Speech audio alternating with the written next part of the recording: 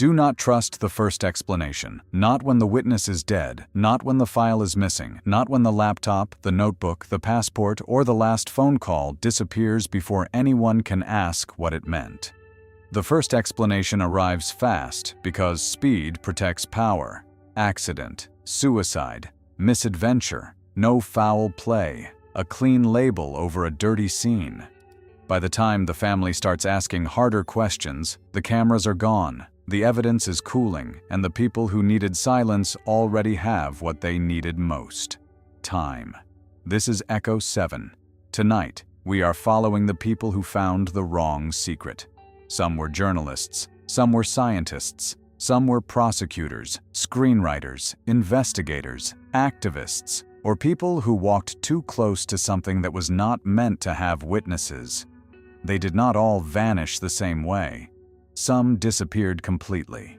Some were found dead. Some were ruled accidents. Some were written off as suicide, misadventure, personal crisis, bad luck, or simply another person who went too far into the dark and never came back. And I want to say this clearly before the first road appears. Not every case here proves murder. Not every strange detail is proof of conspiracy. Sometimes an accident is exactly what it looks like. Sometimes a person breaks under private pressure no one else could see. Sometimes families reject an official answer because grief makes any answer feel like betrayal. But sometimes the official answer is not the truth. Sometimes it is only the fastest version of the story. Once that fastest version reaches the file, every slower truth has to fight uphill. Families are forced to argue with labels. Evidence has to survive delay. Witnesses have to decide whether speaking is worth the cost. Even the body, if there is one, has to contradict the paperwork.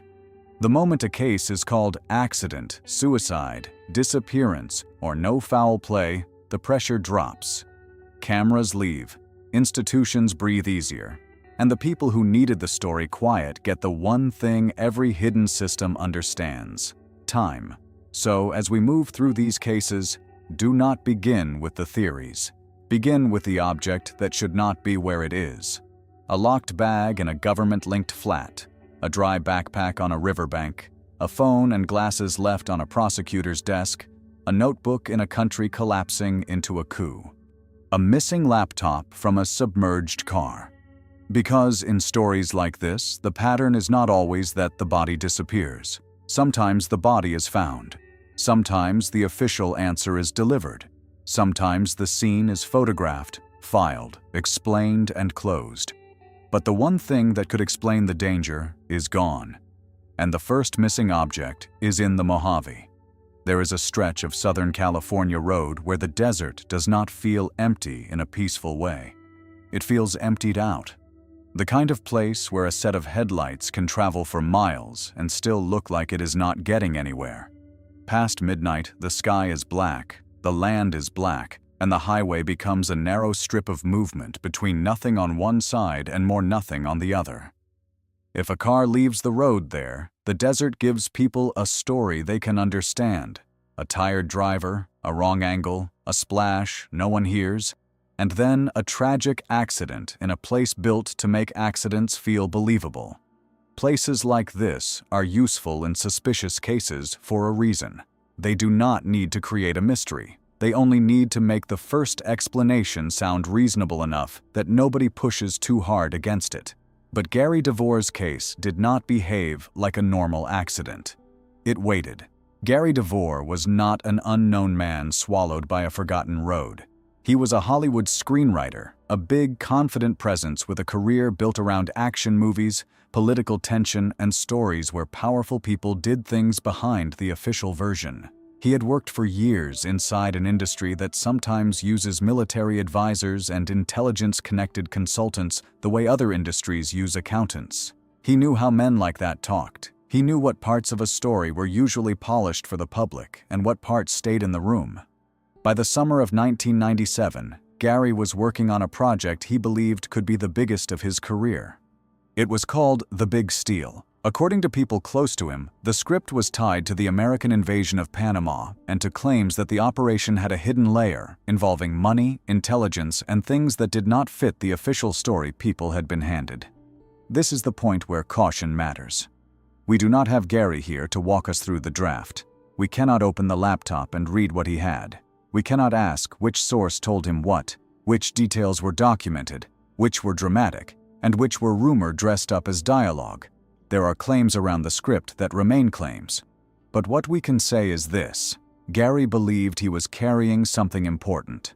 And after he vanished, the machine that may have held it was gone too. This is the detail I keep circling. Not because a missing laptop proves a murder, it does not, but because a missing laptop in this case is not a random missing item. It is not a jacket or a suitcase or a pair of sunglasses. It is the one object that could have shown what Gary was driving home with. If the script was nothing, the laptop could have proved it. If the script was dangerous, the laptop could have proved that too. Instead, it became the cleanest kind of evidence, the kind nobody can examine. Gary had been in Santa Fe, New Mexico, visiting actress Marsha Mason. From there, he began the long drive home towards Santa Barbara, California. He was used to those drives, used to long-distance roads, used to the strange private world that forms inside a car when the night gets deep and the radio becomes the only other voice. He moved west through the desert. He stopped for fuel. He stopped again for coffee. The route was ordinary enough at first, just a man trying to get home with too many miles in front of him. Then he called his wife, Wendy. That call is where the story sharpens. Not because he gave some movie-style warning. He did not say men were following him. He did not name a killer. He did not tell her to hide anything. If he had, the case would be easier to understand and much harder to ignore. Instead, he said something that could mean almost nothing until you know he never made it home. He said he was running on pure adrenaline. That is the sentence that refuses to die. You can make it innocent if you want. A tired man keeping himself awake. Too much coffee. Too many hours behind the wheel. Anybody who has driven through empty highway at night knows that feeling, when your eyes are open too wide and your body is almost buzzing from the effort of staying alert. But Wendy knew his voice, and later she described the call as wrong. Not just tired, not just road-weary, distant, tense. Often that private way a spouse can hear before the rest of the world has a reason to listen. The cruelty of a last phone call is that it becomes evidence only after it is too late to ask the second question. Where exactly are you? Are you alone? Why do you sound like that? What do you mean by adrenaline? Pull over somewhere bright. Call me again in 5 minutes. But real life does not put a warning label on the final conversation. It just lets it happen, then turns every ordinary word into a clue. After that call, Gary DeVore disappeared. No arrival, no car, no body, no laptop. Because he had a name in Hollywood, the case did not sink quietly into a local missing person report.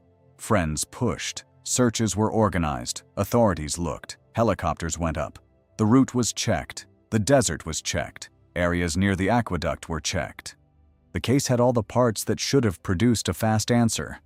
Known road, known vehicle, known destination. A man who was expected home. But nothing surfaced, and that is what bothers me about the early phase of the case. The official accident version works much better if the car is found quickly. A crash into water, tragic and sudden, a tired driver gone off the road, a body recovered, a family destroyed, a file closed. But the desert did not give up that clean version. For more than a year, it gave up nothing. Then, in 1998, an amateur investigator drove the route himself and looked into a section of the California aqueduct near Palmdale. There was the Ford Explorer, underwater.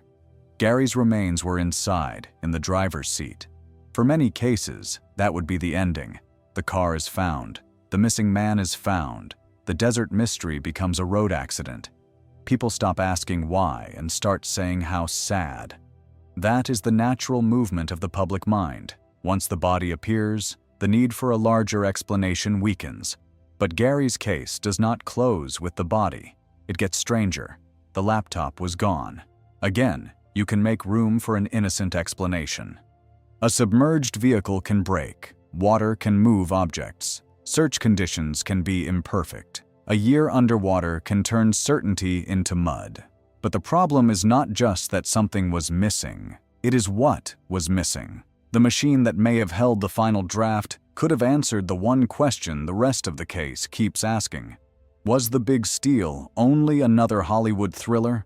Or had Gary really gotten close to material that made someone nervous? The water gave back the car and the body. It did not give back the reason. And then there is the detail everybody remembers, because it sounds too symbolic to belong in a real case. Gary's hands were missing. Officially, this has been explained through underwater decomposition and aquatic scavenging, and that is possible. Bodies in water are changed by time, animals, current, and decay. Nature can do things that look personal without being personal at all. But if you ask me where the image becomes impossible to forget, it is there. A writer who believed he was bringing home a dangerous story is found without the laptop that held the story and without the hands that wrote it. That does not prove an execution. It does not give us a suspect. It does not override forensic caution, but it is the kind of image that hooks itself into the human mind because it feels like a message, even if no court ever calls it one. Then there were the other details that gathered around the case, the smaller ones, the kind people argue over for years because none of them is enough alone, and all of them together change the air in the room. The headlights. If Gary went into the aqueduct during a night drive through the Mojave, why were the headlights later described as being off? People can debate that. Maybe the position changed, maybe damage affected the switch, maybe the reporting is incomplete, maybe the answer is mechanical and boring. But as a narrative detail, it lands hard. A man calls his wife and says he is running on pure adrenaline. He is driving through the desert after midnight. The car ends up in water, and the lights that should have been cutting through the dark do not behave the way the mind expects them to. Then the seatbelt. People close to Gary reportedly said he was not a man who usually wore one. That is not proof either. Habits can break. A person who never wears a seatbelt can put one on during a single drive and make everyone wrong in hindsight. But this is where the accident theory starts to spend too much. It needs the car to have been missed for more than a year in a searched corridor. It needs the laptop to vanish naturally. It needs the missing hands to be nature. It needs the seatbelt to be a one-time change. It needs the headlights to be explainable. It needs the adrenaline call to be fatigue. It needs the sensitive script to be coincidence. Any one of those things can happen. Two can happen. But when a simple explanation requires a whole chain of allowances, it stops feeling simple. It starts feeling like a version of events that can survive only if every strange thing is treated separately, never together. That is where Gary DeVore's case stays with me. Not because I can say exactly what happened in the dark. I cannot. Not because I can prove intelligence operatives took him off the road. I cannot. Not because the official accident theory is impossible in every physical detail. It stays with me because the case feels edited. The ending is there, but the pages that explain it are missing. The car, the body, the aqueduct, all of that gives the public something to look at, but the real question is not where Gary was found. The real question is what disappeared with him. That is the pattern we are going to keep testing tonight. A body can be found, an official answer can arrive, a scene can be explained well enough for most people to stop looking. But if the one thing that could explain the danger is gone, the case does not really close. It only changes shape. The file, the laptop, the notebook, the witness, the passport, the phone call that never got recorded, the thing that would have told us whether this was just bad luck or whether someone made sure bad luck got the blame. Gary DeVore spent his career writing about the kind of people who operate behind the public version of events. Covert men, government men, money men. Men who understand that the easiest way to control a story is not always to invent a new one. Sometimes you only have to remove the part that proves the old one was false. He left New Mexico with a laptop. He called his wife from the dark and said he was running on pure adrenaline. Then he disappeared. More than a year later, the water gave back the body, but not the story. From the Mojave, the story moves to a place that should have been safer. A New Jersey street in daylight. No aqueduct, no submerged vehicle, no Hollywood script, just a mother leaving her home to use a payphone across the street. She left behind the things a person takes when they expect to come back. Keys, identification, her pager, and then Susan Walsh disappeared into a case where every answer seemed to open another door instead of closing one. Susan Walsh did not vanish at midnight on a desert highway. That would almost make it easier. There was no black road, no aqueduct, no long drive through the Mojave, no car waiting underwater with the answer locked inside it. Susan disappeared in daylight, in New Jersey, in the kind of ordinary place where people are supposed to be harder to erase. That is what makes her case feel so wrong from the first step. A woman leaves her home to use a payphone across the street. Not to start over, not to travel, not to meet someone 3 states away. Just a payphone, a short errand, the kind of thing a person does when they expect to be back before anyone has time to wonder where they went. She leaves behind her keys, her identification, and her pager, the objects of return, and then she is gone. When people talk about disappearances, they often focus on remote places. Forests, deserts, rivers, mountains. It is easier to accept that a person can vanish where the land itself is huge enough to swallow them. But Susan Walsh disappeared from the edge of ordinary life, and that is a different kind of fear. Because if someone can leave a home in daylight, cross toward a phone, and simply fall out of the world, then the dangerous place is not the wilderness. It is the space between one normal minute and the next. Susan was a writer and journalist. She had worked as an exotic dancer earlier in her life, and later she used that world as material for reporting. She wrote about sex work, about subcultures, about people who lived in shadows most respectable publications preferred to use only as color, scandal, or moral panic. But Susan was not just peeking into darkness for shock value. She knew how those rooms worked. She had been close enough to understand the difference between a headline and a life. And by the time she disappeared, the stories surrounding her had become darker than most people were comfortable admitting. There were reports tying her investigative interests to Russian organized crime and the sex industry. There were accounts that she had been looking into dangerous networks, exploitation, and men who did not enjoy being named. Then there was the stranger thread, the one that makes people roll their eyes until they realize how seriously parts of the true crime world have taken it over the years. The so-called vampire underground. Clubs, role play, blood rituals, self-styled predators, nightlife scenes where fantasy and control sometimes blurred in ways outsiders could not easily separate. It sounds absurd if you say it too fast. It sounds like tabloid smoke. But Susan had reportedly been around strange subcultures, and strange subcultures can sometimes sit beside very real crimes.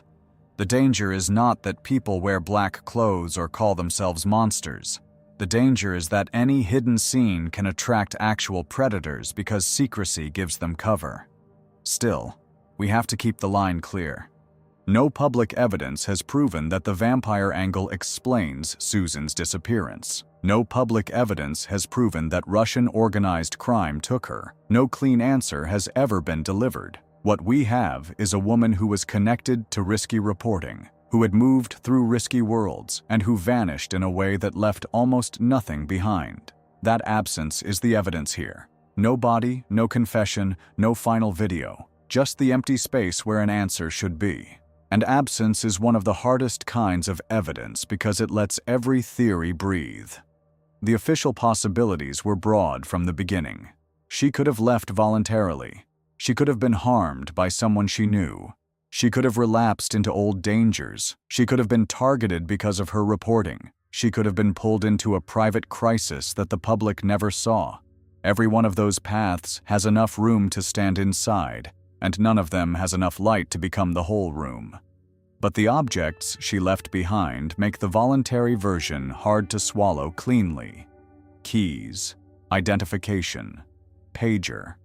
A woman who plans to walk away from her life usually takes the tools that let her remain alive in the world. She takes money. She takes ID. She takes the things that open doors and prove who she is. Even someone leaving in panic tends to grab what is closest to survival. Susan left behind the things that say she expected to return. And then there is the payphone. I keep coming back to it because it feels almost extinct now. Today, if someone disappears after a phone call, there are towers, logs, GPS trails, messages, apps, surveillance, digital residue everywhere.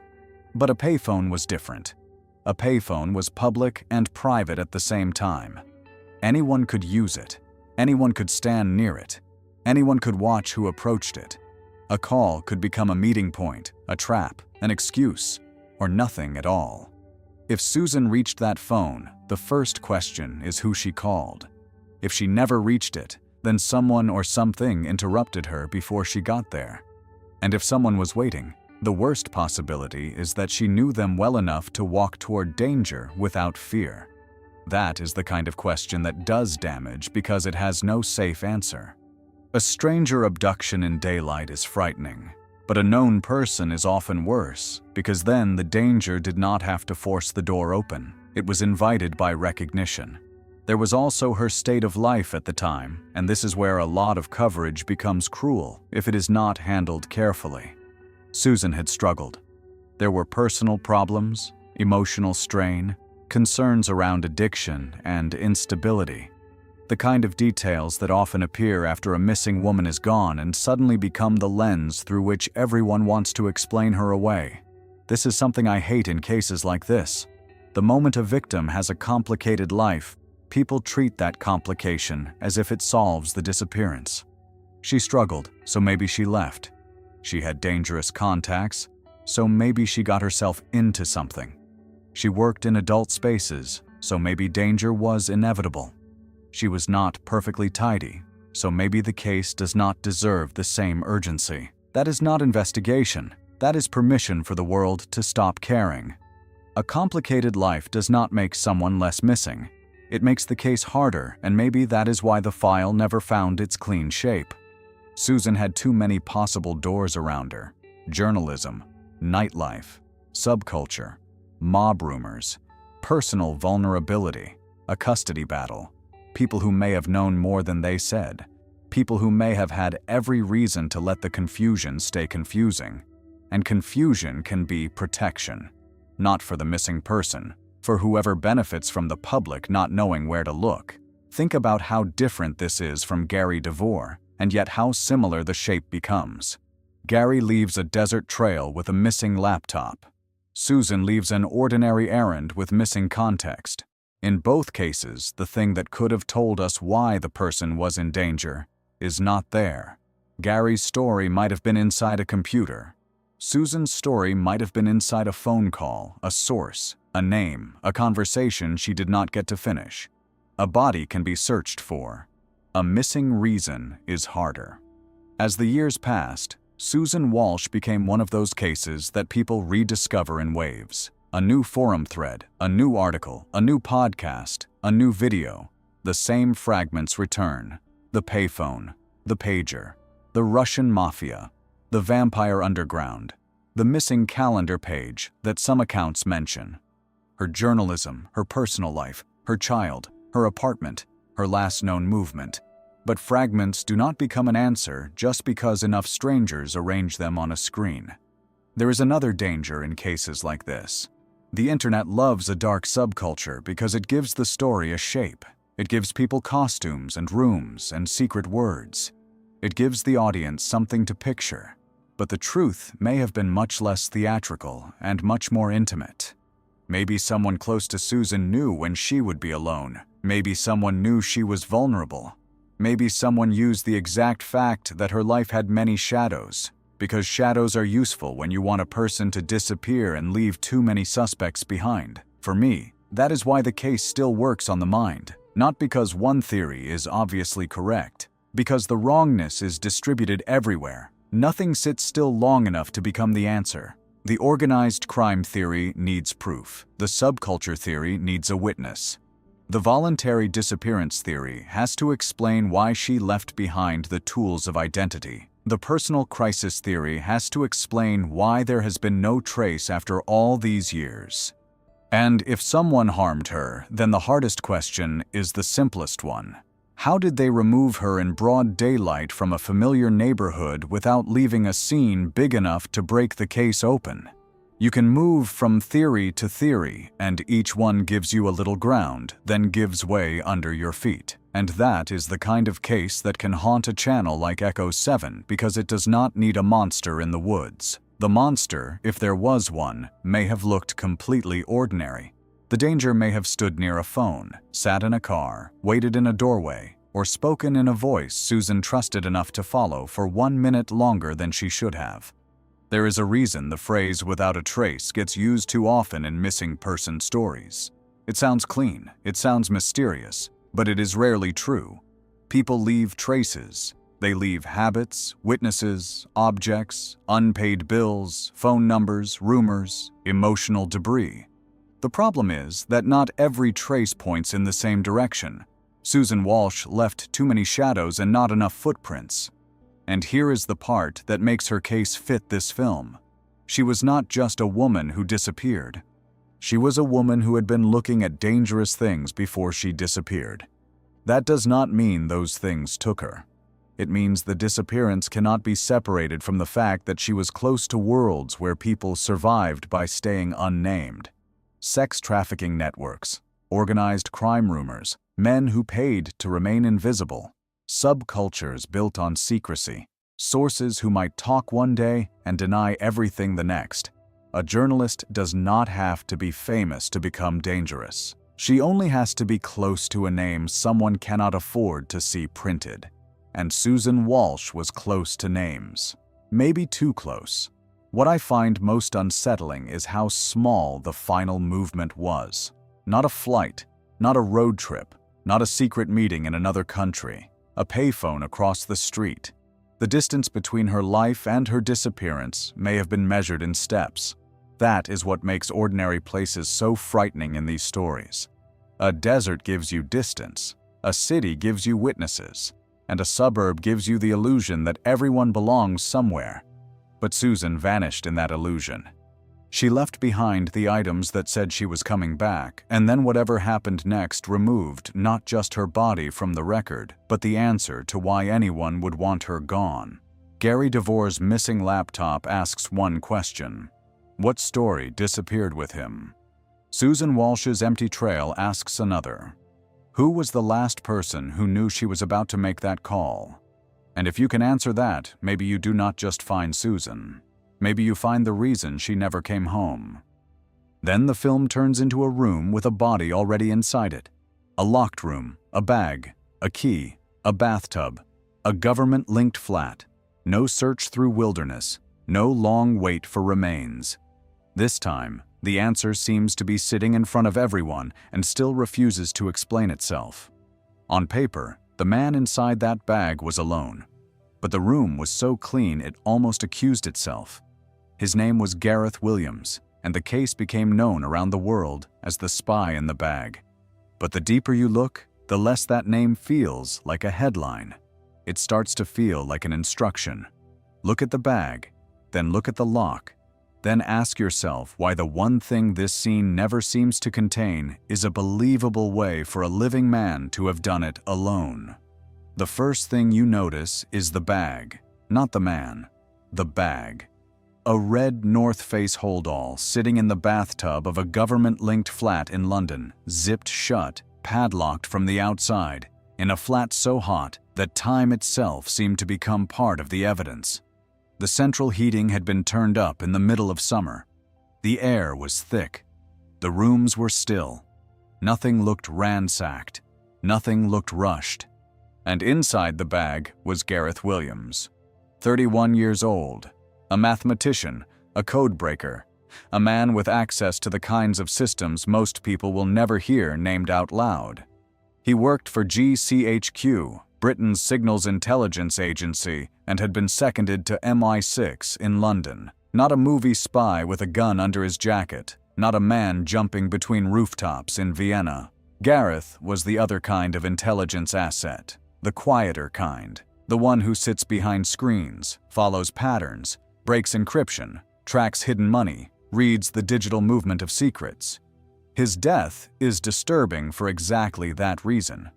If a field agent dies in a dark alley, the public knows what kind of story it is being asked to imagine. But when a brilliant young coder is found folded into a locked sports bag in a secure flat, with no usable fingerprints where fingerprints should be, and with his workplace taking days to raise the alarm, the mind does not know where to stand. The room is crowded with wrong objects: the bag, the lock, the key, the heat, the delay, the missing fingerprints, and an explanation that somehow asks all of them to behave. Gareth had been living in Pimlico in a flat linked to his work. It was the kind of address that should have made his absence matter immediately. This was not an employee at a normal office missing a meeting after a long weekend. This was a man with high-level clearance, working around sensitive intelligence material, who stopped showing up, stopped logging in, stopped being where a person like him is supposed to be. And yet, for days, nothing urgent happened. That delay is one of the details I cannot get comfortable with. We are talking about intelligence work, an environment built around access, monitoring, compartmentalization, clearance, procedure. A man like Gareth does not simply vanish from that system without someone knowing the shape of his absence. Maybe there was bureaucracy, maybe it was incompetence, maybe people assumed someone else had checked. That kind of failure happens in real organizations more often than outsiders want to believe.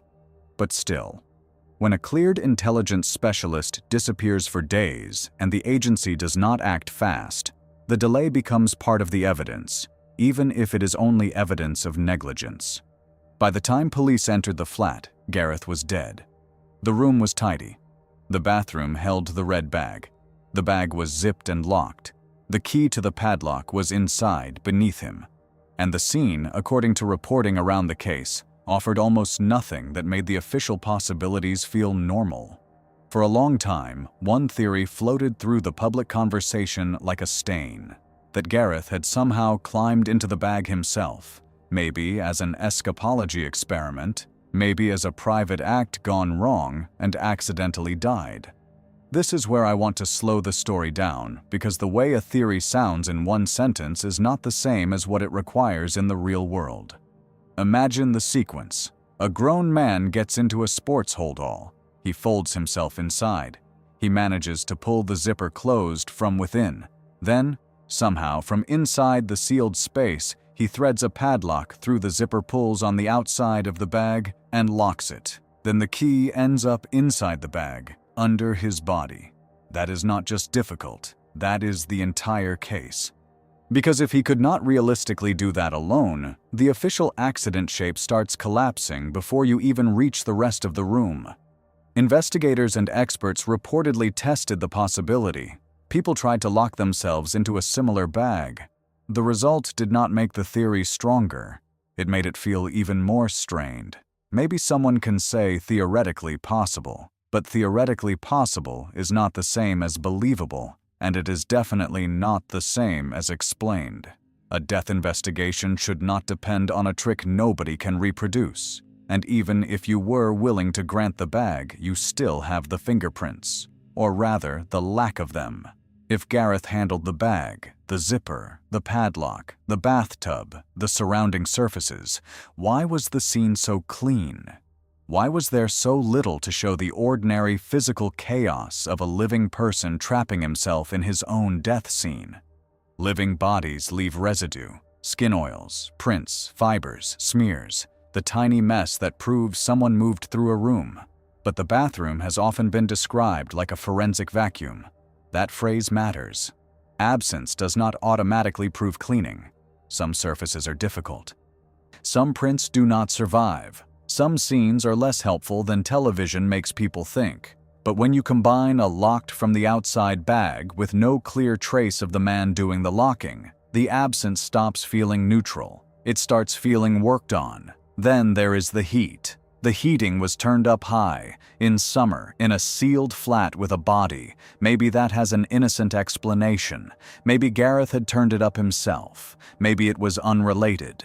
Maybe the system behaved oddly. Again, one odd thing can be ignored, but heat can change a bad scene.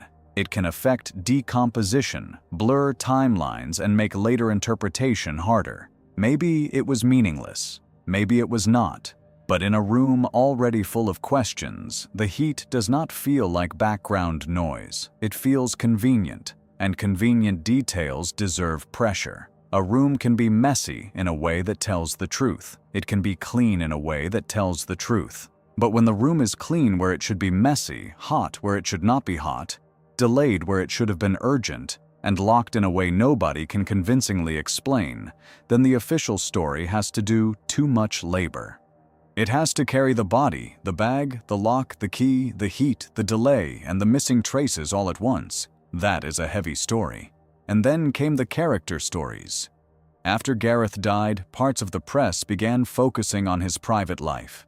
Clothing, websites, hints, suggestions. The kind of details that make the audience feel like they are being invited into a locked drawer rather than a death investigation. The implication was obvious enough. Maybe Gareth was secretive. Maybe he had private habits. Maybe the explanation is embarrassing, not criminal. This is a move we will see again in different forms. When the facts of a scene are hard to explain, the victim's private life becomes very useful. It shifts the question. Instead of asking who could have entered that flat, people start asking what Gareth was really like. Instead of focusing on the lock, they focus on clothing. Instead of asking why no alarm was raised sooner, they ask whether he had strange interests. It is a powerful tactic because it does not need to prove anything. It only has to make the public feel awkward enough to back away. And maybe some private details were relevant, maybe some were not. That is not the point. The point is that none of it locks a bag from the inside. None of it wipes a bathroom. None of it explains the key. Gareth's family never accepted the easy reduction of him into a strange private life. Many people who looked at the case did not accept it either. At the inquest, the conclusion leaned toward unlawful killing, or at least toward the involvement of another person. Later, police moved back toward the idea that he was probably alone. That reversal is part of why the case refuses to settle. 2 official directions, 1 body, and a scene that did not become less strange just because the institutional language changed around it. Here is my view, and I will state it carefully. I do not believe the public has been given a version of Gareth Williams's death that can hold all the facts without bending. That does not mean I can prove who killed him. It does not mean I can claim a foreign service, his own agency, organized crime, or anyone else did it. But the scene, as publicly reported, reads less like a private accident and more like a controlled environment after someone else has left. And the word controlled is important. Because Gareth's world was control. Controlled access, controlled information, controlled rooms, controlled identities, controlled systems. If someone wanted to remove a person from that world, the goal would not simply be death. The goal would be uncertainty, not a confession, not a message written on the wall, not a scene that points cleanly at a suspect. A puzzle so humiliating, strange, and difficult that the public argues about the wrong things for years. Was he alone? Could he lock himself in? Was the key really possible? Was this private behavior? Was it an accident? Was it murder?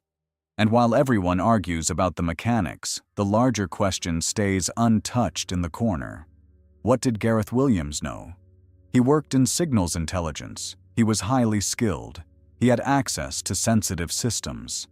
Some reporting has suggested he may have been connected to work involving illicit money, digital trails, or state-level material. We cannot responsibly claim a specific secret, but we can say this.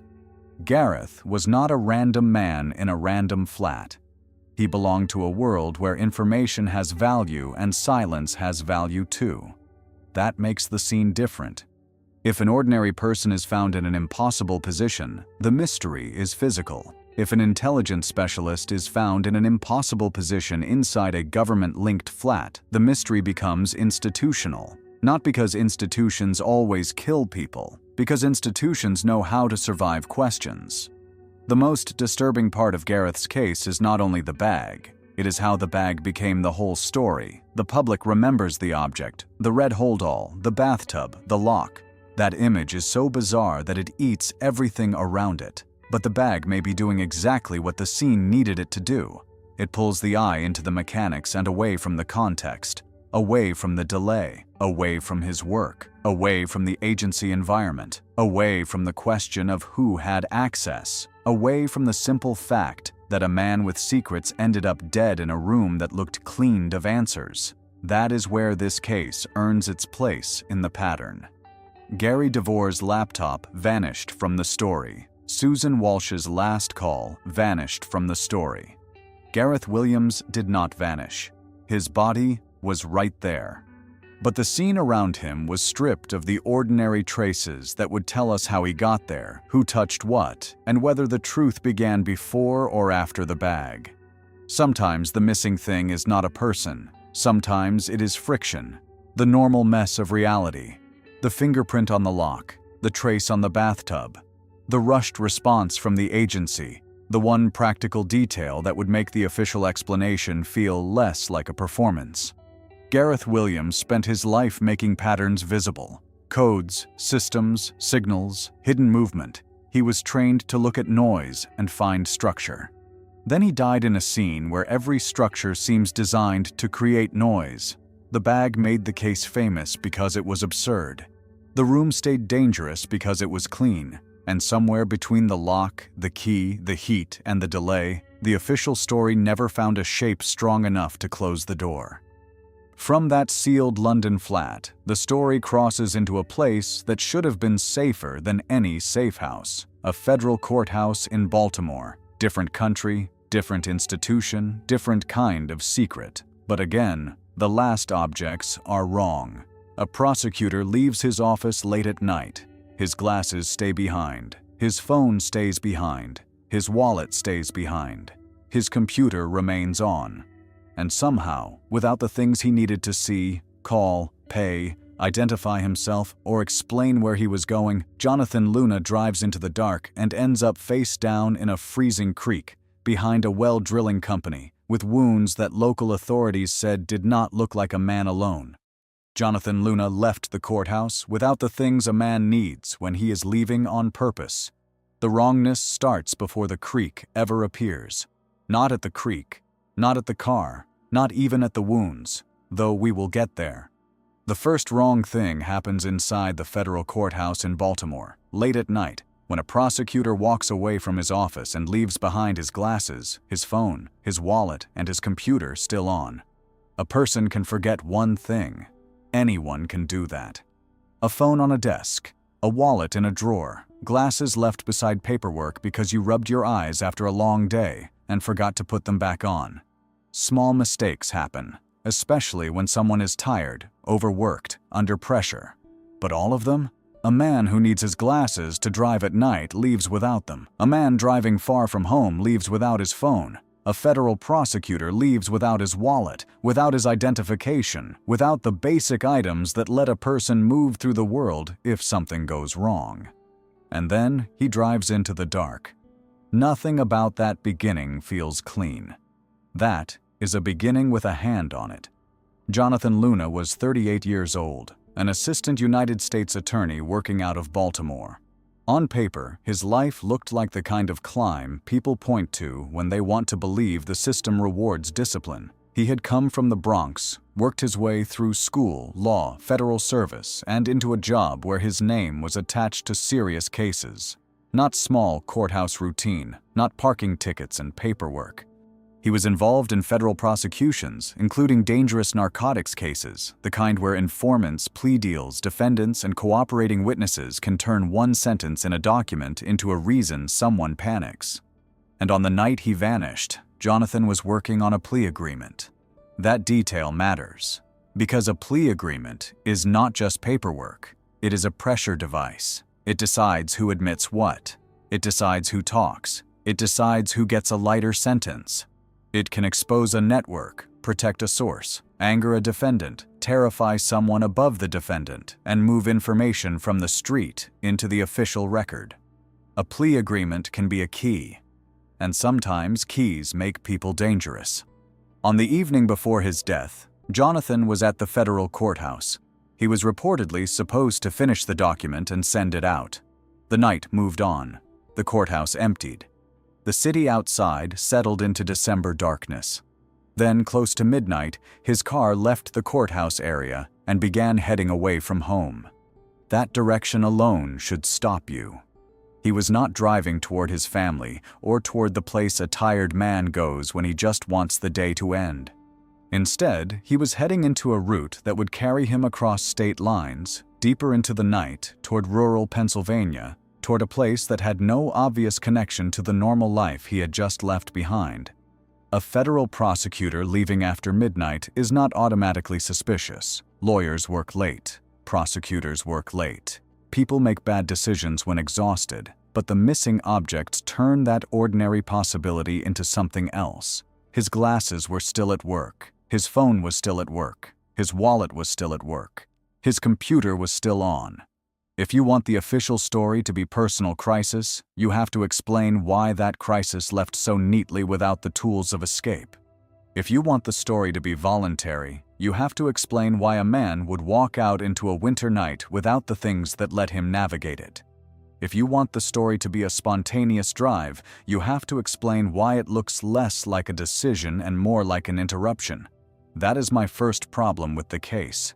It does not look like he prepared to leave. It looks like the night took him while he was still in the middle of something.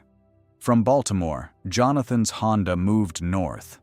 There are records of stops along the way, cash withdrawn, fuel purchased. The car traveled through the sleeping corridors of the East Coast, through places most people only know as exits, tolls, and gas stations flashing by in the windshield. By the time the night reaches its last stretch, the route has become one of the strangest parts of the story, because at a toll booth, there was blood. Jonathan's blood. A spot on the ticket. That changes everything. If blood is already present while the car is still moving through the toll system, then the violence did not begin at the final scene by the creek. It was already inside the timeline, maybe inside the car, maybe inside the person. Maybe in a moment the official explanation has never been able to make feel natural, and this is where the story stops being only strange and becomes physical. Early the next morning, behind a well drilling company in Lancaster County, Pennsylvania, workers found his car. The engine was still running, the headlights were on. The vehicle was positioned near a shallow, freezing creek called Sinking Spring. Jonathan was in the water, face down, in only a few inches. He had suffered dozens of puncture wounds. The number commonly reported is 36.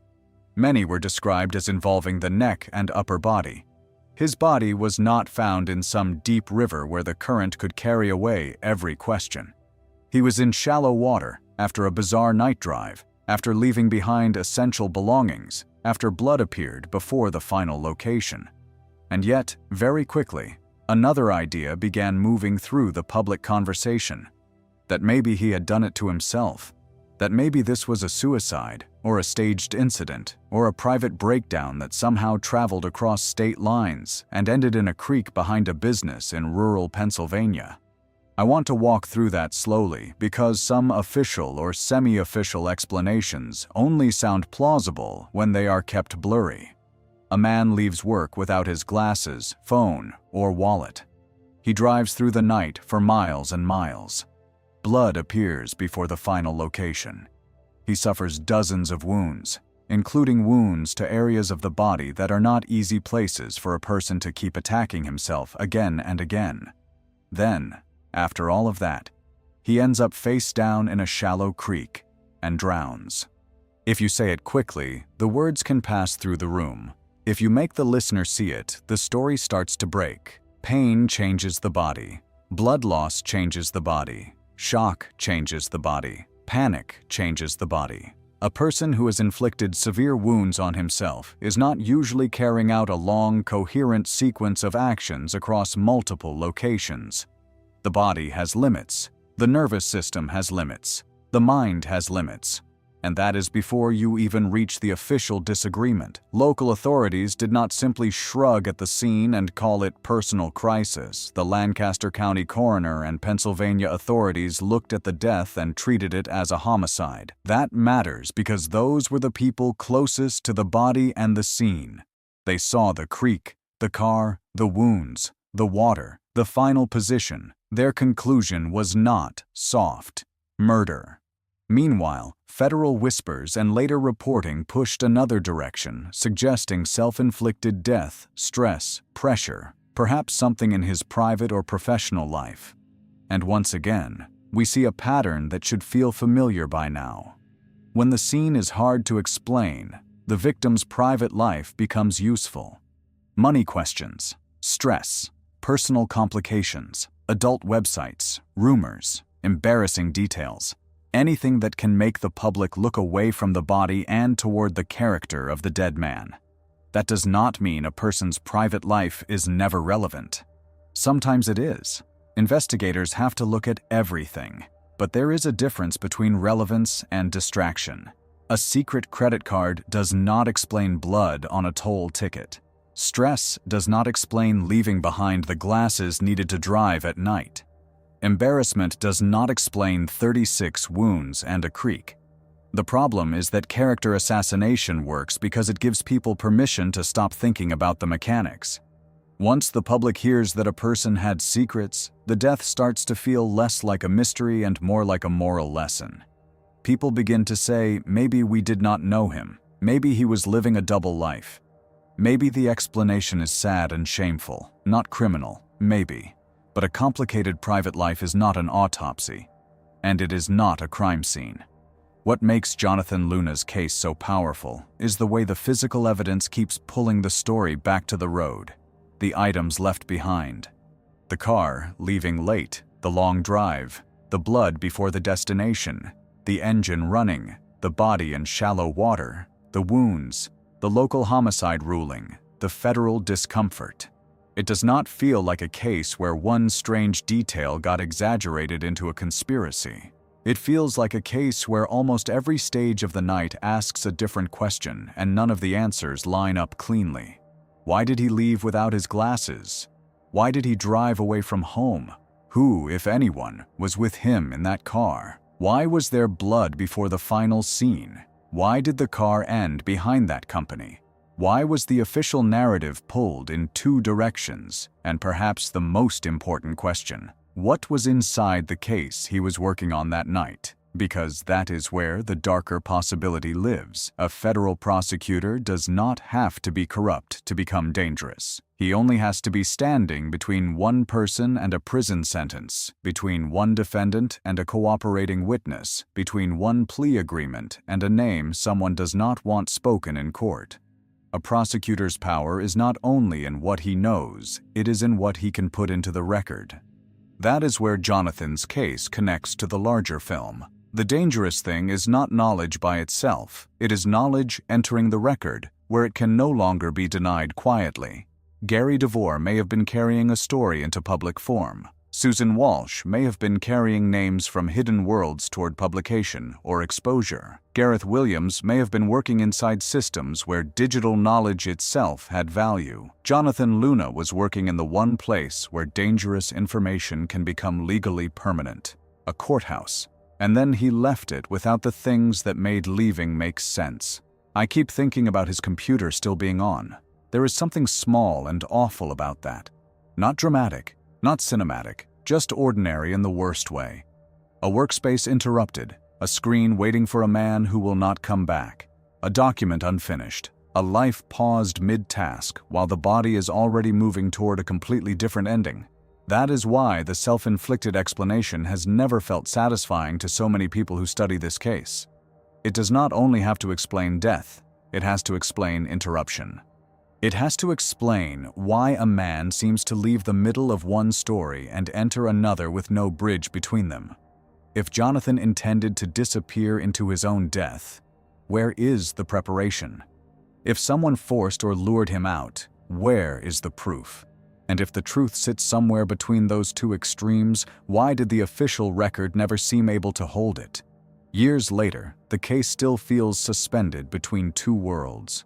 In one, Jonathan Luna was a troubled man who created an almost impossibly strange final night.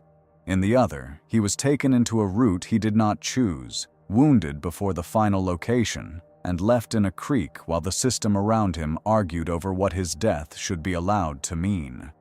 I do not pretend to know which door is the right one, but I know which details I cannot ignore. The glasses, the phone, the wallet, the blood, the wounds, the shallow water, the homicide ruling, and the unfinished work that never reached the person waiting for it.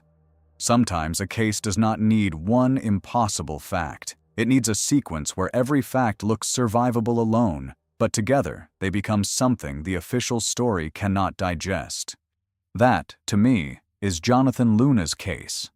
Not one impossible fact, but a whole route that refuses to behave. A man leaves a federal courthouse in the middle of the night without the objects of ordinary movement and ends up dead in a place that has never explained why it was chosen.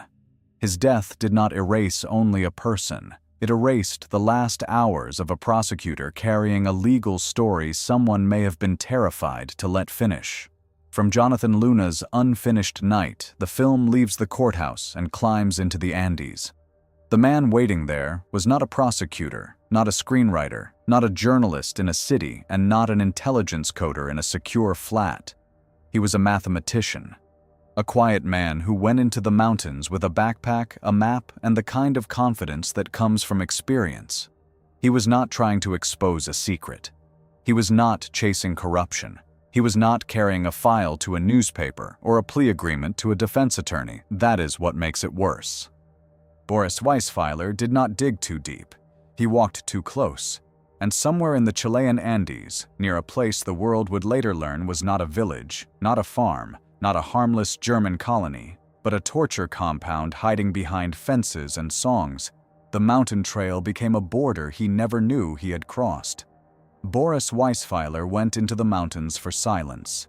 That is what makes his disappearance different from the others. Gary DeVore was carrying a script. Susan Walsh was close to dangerous reporting. Gareth Williams lived inside intelligence systems. Jonathan Luna was working a federal case where names, deals, and sentences could change lives. But Boris was not trying to expose anyone. He was not following money. He was not chasing a source. He was not a journalist trying to pull a regime into the light. He was a mathematician on a hiking trip, a brilliant one. Born in the Soviet Union, Boris had become the kind of mind other mathematicians remember not because he was famous to the public, but because his work kept living inside the field.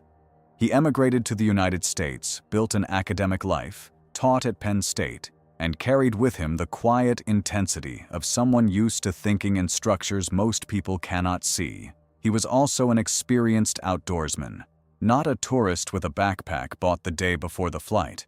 Not a man who wandered into the wild because he liked the idea of adventure more than the reality of it. Boris knew mountains. He knew maps. He knew river crossings, weather, distance, terrain, and the particular loneliness of being far from help by choice. In January of 1985, he traveled into the Chilean Andes near the Argentine border. Summer in the southern hemisphere, remote country, cold rivers, thick forests, valleys where the land looks beautiful enough to make danger feel old, natural, almost honest. But Chile in 1985 was not just mountains, it was a dictatorship. And that is the part that changes the entire case. The postcard version of the Andes does not tell you about patrols, military zones, secret police, and the deep paranoia of the Pinochet years. It does not tell you that disappearance in that country was not only something that happened in wilderness accidents, it was also a political method. People were detained, people were interrogated, people were erased. Some families never got bodies, never got courtrooms, never got the dignity of knowing where to mourn. So, when a Soviet-born American citizen with a foreign accent and a backpack walked through a remote border region near military-sensitive territory, the land around him was not neutral. It had ears, it had fences, it had men with guns who had been trained to see threat before they saw a human being. And near that same region, was a place called Colonia Dignidad. Even the name sounds almost peaceful if you do not know what it means. A German agricultural colony in southern Chile. A strange little settlement with neat buildings, European order, farms, workshops, religious language, and a surface designed to look almost wholesome from a distance. But beneath that surface was something else entirely. Colonia Dignidad was run by Paul Schaefer, a former Nazi and abusive cult leader who had created a sealed world of control, fear, forced labor, and isolation. Over time, that colony became tied to the darker machinery of Pinochet's Chile. Reports, investigations, and later testimony described it as a place where prisoners could be held, tortured, and disappeared. A place that did not merely sit in the landscape, but functioned like a hidden organ inside the dictatorship. This is the neighborhood Boris walked into. Not knowingly, not as an investigator, not as a spy, as a hiker. For me, that is the most horrifying part. There are cases where people choose proximity to danger because they believe the truth is worth it. Journalists know they are taking risks. Prosecutors understand threats. Intelligence workers live inside secrecy. But Boris seems to have walked into danger by accident, and there is something almost crueler about that. He did not find the secret found him. In the first days of January, local people reportedly saw him near rivers in the San Fabian de Alico area. He was moving through the landscape, asking directions, doing the things a solo hiker does when the map is real but the land is more complicated. Then the official story begins to narrow. He vanished. Searches were made. And then his backpack was found on the bank of the Nubel River. That backpack is the object in this case. Not as symbolic as Gary's laptop, not as public as Susan's payphone, not as bizarre as Gareth's bag, not as domestic as Jonathan's glasses. The backpack is quieter than all of them. That may be why it bothers me more, because the official explanation was drowning. The simple version is easy enough to picture. A foreign hiker tries to cross a cold, fast river. He slips. The current takes him. The body is never recovered. In mountain country, that can happen. Rivers do not care how intelligent you are. Experience helps, but experience does not make a person immune to a bad step on a wet rock. If the backpack had been soaked, broken, tangled in river debris, full of water, dragged downstream with him, the drowning theory would feel different. But according to accounts that later became central to the case, the contents were dry. Dry. That word changes everything. A backpack is a hiker's life. Food, clothing, documents, shelter, and tools. The things that keep you alive when the trail stops being kind. An experienced hiker does not casually abandon it on a riverbank and step into dangerous water for no reason. If he takes it into the river and falls, it should be wet. If he leaves it on the bank intentionally, why does he never come back for it? If someone else placed it there, then the river becomes less like an accident scene and more like a stage. And then there is what was missing. His passport and money were reportedly gone. Other identification remained. That is the kind of detail that bothers me because it feels selective in a way nature is not. A river does not open a pack, remove the most politically useful identity documents, and leave other things dry. Water destroys randomly. People choose. The official drowning story asks the river to behave almost intelligently. I do not buy that easily. A dry backpack on a riverbank is not a body, and it does not tell the whole story. But it says enough to put the simplest version of the story in trouble. Over the years, a darker version emerged through declassified documents, witnesses, and investigations. According to that version, Boris may have been intercepted by a Chilean military patrol, a foreign man, a Soviet-born mathematician, an American citizen, a Russian accent, alone in a militarized area near one of the most sinister hidden places in Chile. Think about how that would have looked to men trained by a dictatorship. They would not see a professor. They would not see a hiker. They would see an equation, Russian name, American passport, remote security zone, near Colonia Dignidad, possible spy. And once that label attached to him, Boris may have had no way out. How do you explain innocent hiking to men who are not looking for innocence? How do you explain mathematical work to a patrol living inside Cold War paranoia? How do you prove that your map and compass are not tools of surveillance when the people questioning you have already decided the country is full of enemies? In a free society, confusion might get you detained, questioned, and released. In that place, at that time, confusion could get you disappeared. Some reports and declassified material suggest Boris was taken, questioned, and possibly handed over to people connected with Colonia Dignidad. Witness accounts later described a foreign man held in harsh conditions. The full truth has never been publicly nailed down in a way that gives his family the answer they deserve. There is no body, no final photograph, no courtroom moment where the whole machinery is forced to confess. There is only the backpack, the dry contents, the missing passport, the political landscape, and the awful sense that a man went looking for solitude and walked into a system built to make people vanish. Boris's case widens the theme of the film. Not everyone has to expose a dark secret on purpose. Sometimes the dangerous act is simply seeing a place that cannot afford to be seen, being near the wrong compound, carrying the wrong passport, having the wrong accent, being difficult to categorize in a region where uncertainty itself is treated like guilt. Boris did not write an article. He did not hold a press conference. He did not threaten to name names, but his existence in that valley may have been enough. Secret systems operate on that terrifying logic. They do not need you to know everything. They only need to fear what you might have seen. A hiker with a map can become a witness. A camera can become a threat even if it has no incriminating photograph. A passport can turn a confused traveler into an international problem. A living foreigner who leaves the valley can become a story. A missing foreigner can become an accident, and a dry backpack can be placed by a river. I keep thinking about the person Boris was before the case swallowed him.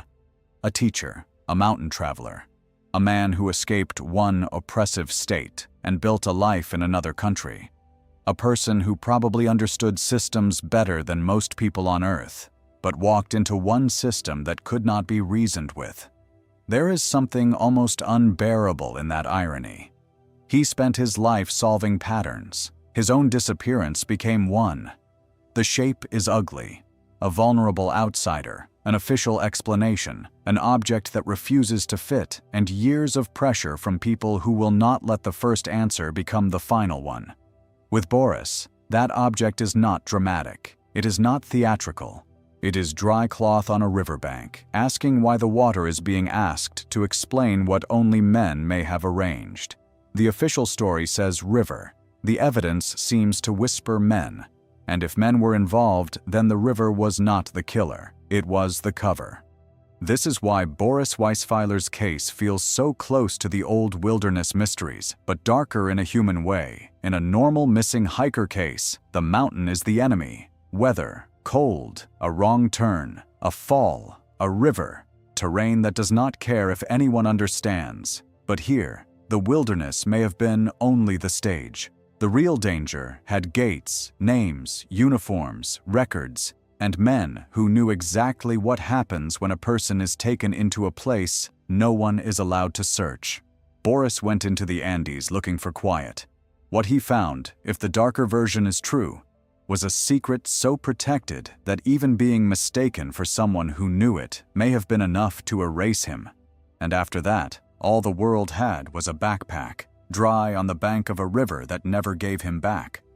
Chile is not finished with this film yet. The mountains gave us Boris Weisfeiler.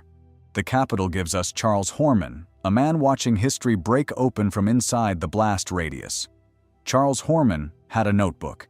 He wrote down what powerful men said when they thought nobody dangerous was listening. And in a country where tanks were rolling through the streets, where a stadium had been turned into a prison, and where the official story of a coup was being built in real time, a notebook could be more dangerous than a weapon. Charles Horman had the wrong habit for the country he was standing in. He paid attention.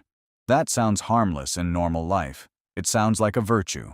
A man who listens carefully, writes things down, remembers names, notices who is in the room and what they say when they think nobody important is taking notes. But in Santiago, Chile, in September of 1973, attention could become a death sentence. Not because Charles was carrying a gun, not because he commanded a cell, smuggled documents, or knew how to overthrow a government, because he had a notebook.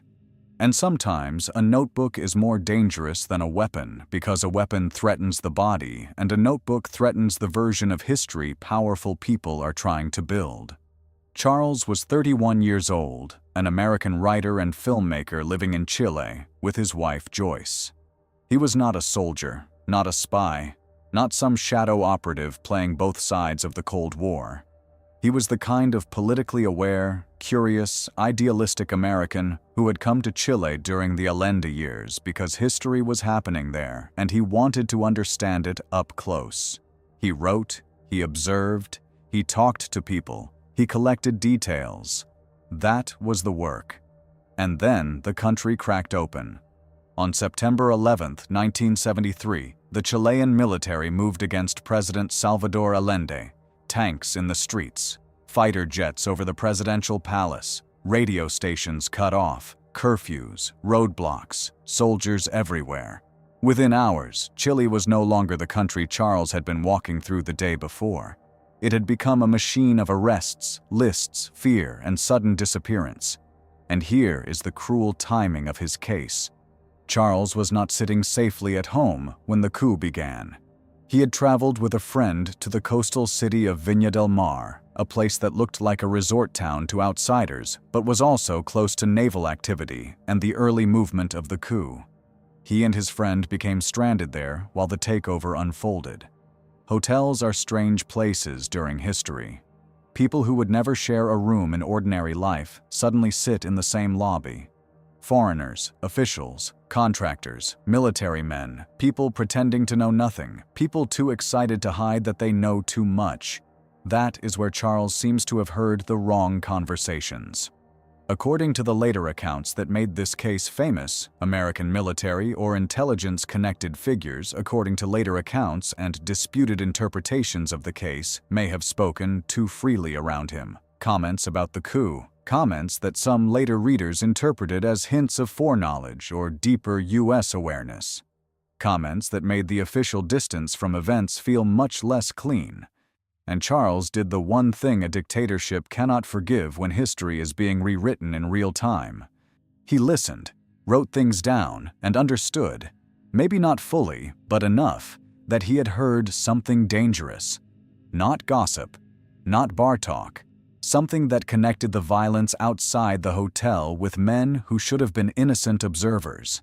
And if that notebook ever reached the wrong newspaper, the wrong committee, or the wrong courtroom, it could turn a political position into an evidentiary problem. That is when a curious man becomes a loose end. Charles made it back to Santiago. He told people what he had heard. He was worried, and I think that distinction matters.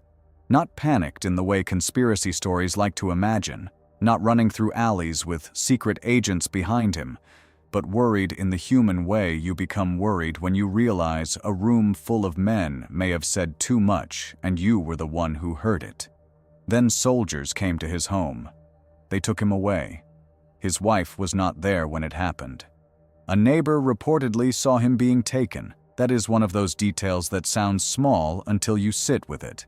For the person being taken, everything is happening at once. For the witness, it becomes a memory they may replay for the rest of their life. The door. The soldiers. The man leaving alive. The belief, maybe, that this will be cleared up. That Americans are not simply disappeared. That there will be calls, embassy pressure, paperwork, release. But Chile had already entered a different logic. Charles was taken to the National Stadium. A stadium should be a place of noise, crowds, flags, goals, ordinary emotion. But after the coup, the National Stadium became something else. A mass detention center, a concrete container for people the new regime wanted to question, break, sort, or erase. Political prisoners were held there. Interrogations happened there. People were beaten there. Some were executed. The architecture of sport became the architecture of terror. Charles Horman's trail leads there. And this is where the case stops being only a Chilean case and becomes something much larger, because Charles was an American citizen. His wife went looking for him. His father came down from the United States. They went to the embassy. They asked for help. They needed the American government to do the simplest thing a government is supposed to do when one of its citizens is taken by a foreign military: ask, demand, push, pick up the phone. And what they met, over and over, was fog. Concern, procedures, delays, no clear answers, no urgent rescue, no visible pressure strong enough to bring him back while he was still alive. The family was forced to move through offices and statements while the clock had already become the enemy. One of the most disturbing parts of the case is that the United States was not powerless in Chile. It was not some small country with no leverage, begging a hostile regime for scraps of information. The United States had leverage, knowledge, and a long history of involvement in Chilean politics. If the embassy had truly treated Charles as a priority, the pressure could have been intense. Instead, the family got the kind of help that feels like movement only if you do not know you are running out of time. Years later, declassified documents and investigations would show that the official story was not as blank as the family had been led to believe. There was more awareness than the early public fog suggested.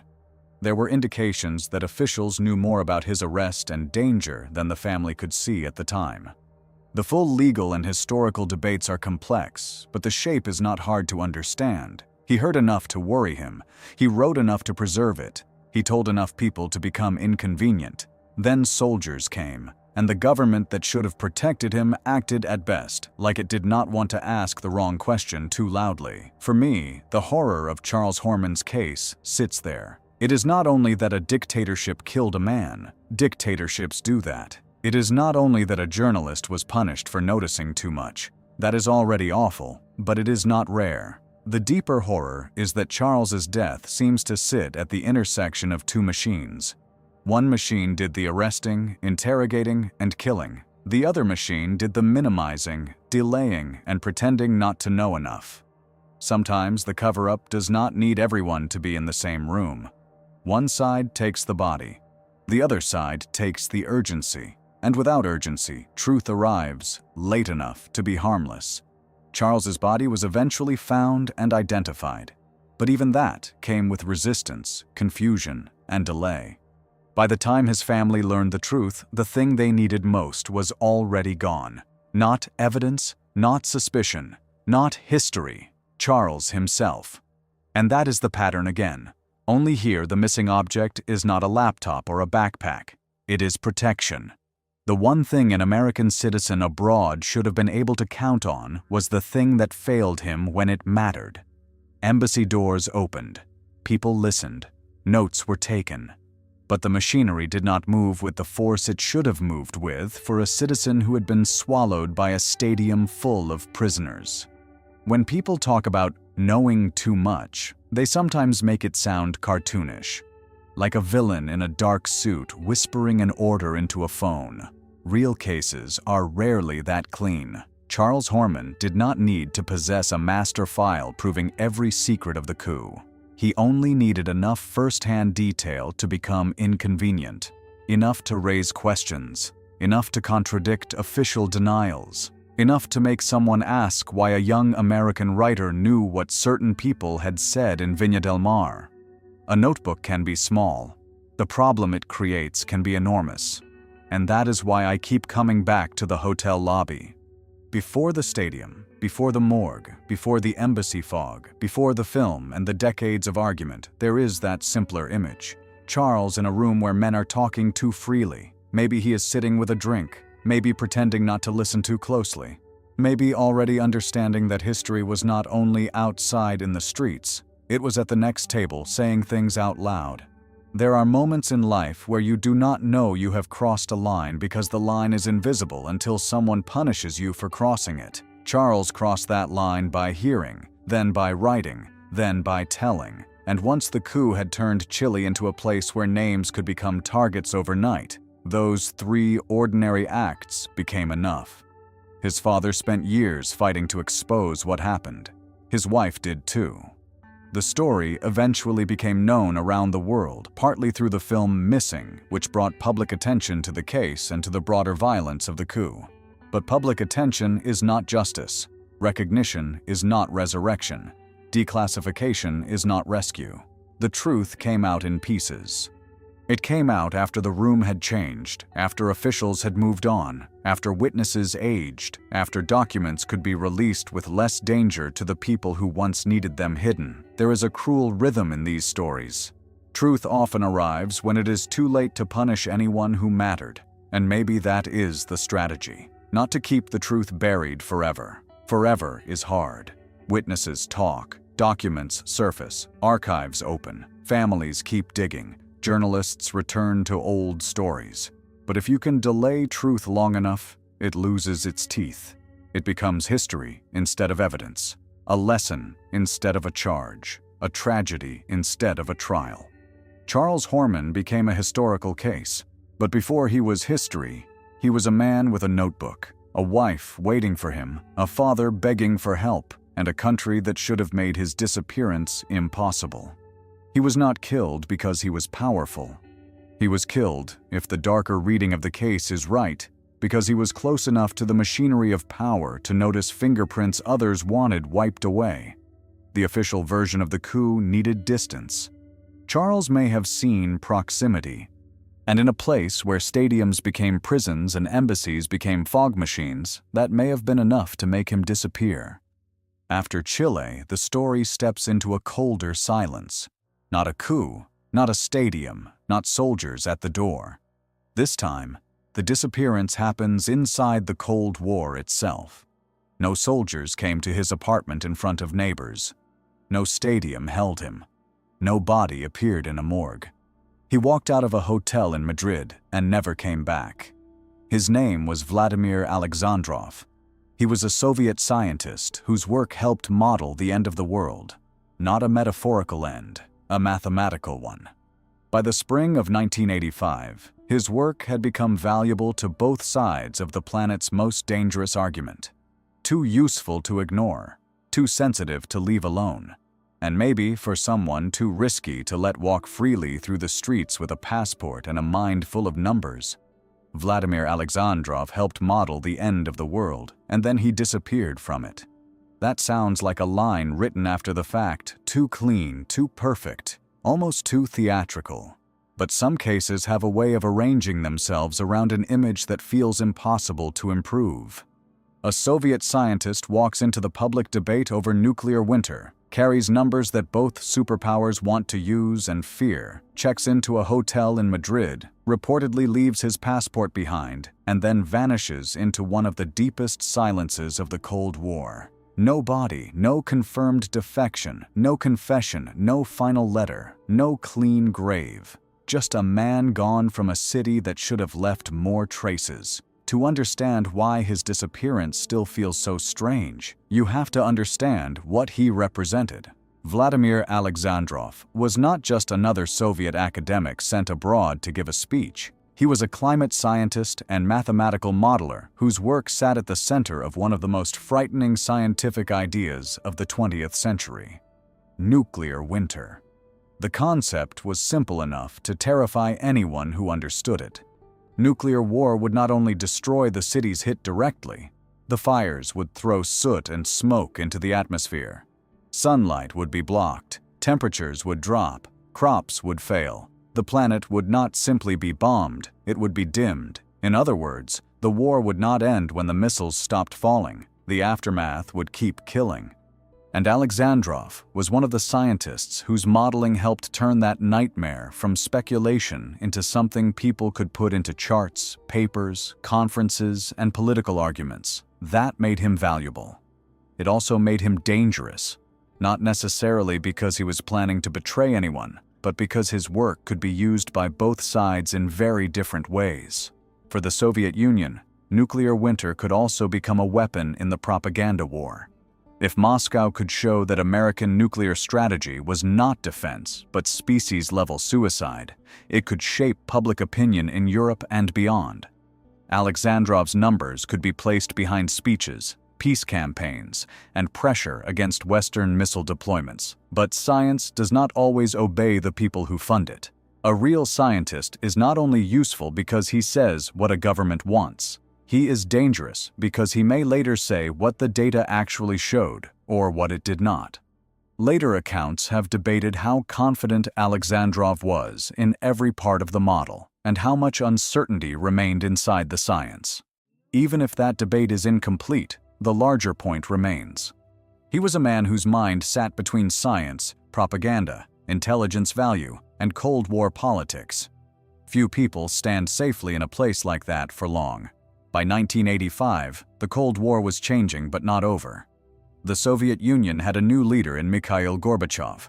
The United States was deep into missile defense dreams, arms control arguments, and the constant fear that a mistake could end civilization in minutes.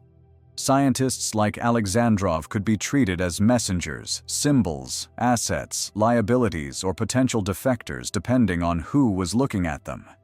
Then he traveled to Spain, Madrid, a conference, a hotel room, a Soviet scientist abroad with knowledge that mattered. It is easy, from a distance, to imagine spies moving around every corner of a story like this. Men in coats, cars idling outside hotels, signals, dead drops, Cold War theater. But the more human version may be even more frightening. A scientist under pressure. Soviet handlers, Western curiosity, colleagues, diplomatic supervision, alcohol, anxiety. A mind carrying too much value for too many people. The reports around his last days describe a man who may not have been fully calm. Some accounts mention heavy drinking or agitation. The Soviet side emphasized instability after he disappeared, which is exactly the kind of detail that can be true and also useful. Character information becomes dangerous in cases like this. A man can genuinely be under stress, and that stress can still be weaponized after he vanishes. If Alexandrov was drinking, why? Was he falling apart under pressure? Was he trying to numb fear? Was the drinking exaggerated to make him seem unreliable? Was someone else helping create that image before he disappeared? These questions do not prove anything, but they matter because the first portrait released after a disappearance often shapes the whole search. If the missing man is described as brilliant and politically sensitive, the case becomes international. If he is described as unstable, drunk, and erratic, the case becomes personal. And personal cases are easier to bury. Then comes the passport. That is the object in this story. Vladimir Alexandrov left the hotel, and his passport was reportedly left behind. A passport is not a small thing for a Soviet citizen abroad in the 1980s. It is not like forgetting a toothbrush. It is the document that lets you cross borders, deal with police, check into places, prove your official status, and remain connected to the legal version of yourself. If the theory is defection, the passport is a problem. If the theory is voluntary disappearance, the passport is a problem. If the theory is a confused walk into the city, the passport is still a problem because a Soviet scientist under supervision does not simply drift away from a foreign hotel as if he is a tourist who got bored. The passport stayed. The man did not. And once again, the official story has to start asking for allowances. Maybe he left it behind on purpose because a new identity was waiting. Maybe he did not need it because some intelligence service had already arranged everything. Maybe he was taken so suddenly he could not retrieve it. Maybe he walked out in a compromised state and never realized what he was leaving. Maybe the passport was left behind to make one version look more plausible than another. Every option opens a different door. None of them closes the room. This is why Alexandrov's case is so powerful for this film. In Gary DeVore's case, the missing laptop is the object that suggests a story removed. In Boris Weisfeiler's case, the dry backpack suggests an accident scene that may have been staged or misunderstood. In Charles Horman's case, the notebook becomes the danger. In Alexandrov's case, the passport is the anchor because it is the thing that says he should still have belonged to a known system. He was a Soviet scientist abroad. He did not simply become untraceable, but somehow he did. No confirmed Western defection was ever announced. If he had defected successfully, you might expect a rumor to harden over time into some acknowledgement, some document, some later testimony, some trace of a new life. If the KGB took him, you might expect a different kind of silence. If a Western service took him, another silence. If he died accidentally in Madrid, then where was the body? If he wandered into danger, where is the witness, the hospital record, the police file, the physical ending? The case becomes a hall of mirrors. Every explanation reflects another: defection, abduction, intelligence operation, accident, suicide, murder, return to the Soviet bloc under a sealed name. A man hidden because what he knew mattered too much. A man eliminated because what he might say mattered more. I do not think the public can responsibly choose one and call it fact. But I also do not think anyone should pretend this was just an ordinary missing tourist case. Ordinary missing tourists are not nuclear winter modelers traveling during the Cold War with politically explosive scientific knowledge and a passport left behind in a hotel. Context matters. It does not convict, but it changes the weight of every object. What bothers me most is the way Alexandrov's disappearance seems to erase the boundary between science and espionage. We like to imagine science as clean, numbers as neutral, models as objective. But in the Cold War, numbers could become weapons. A climate model could influence missile policy. A lecture could become propaganda. A private doubt could become a liability.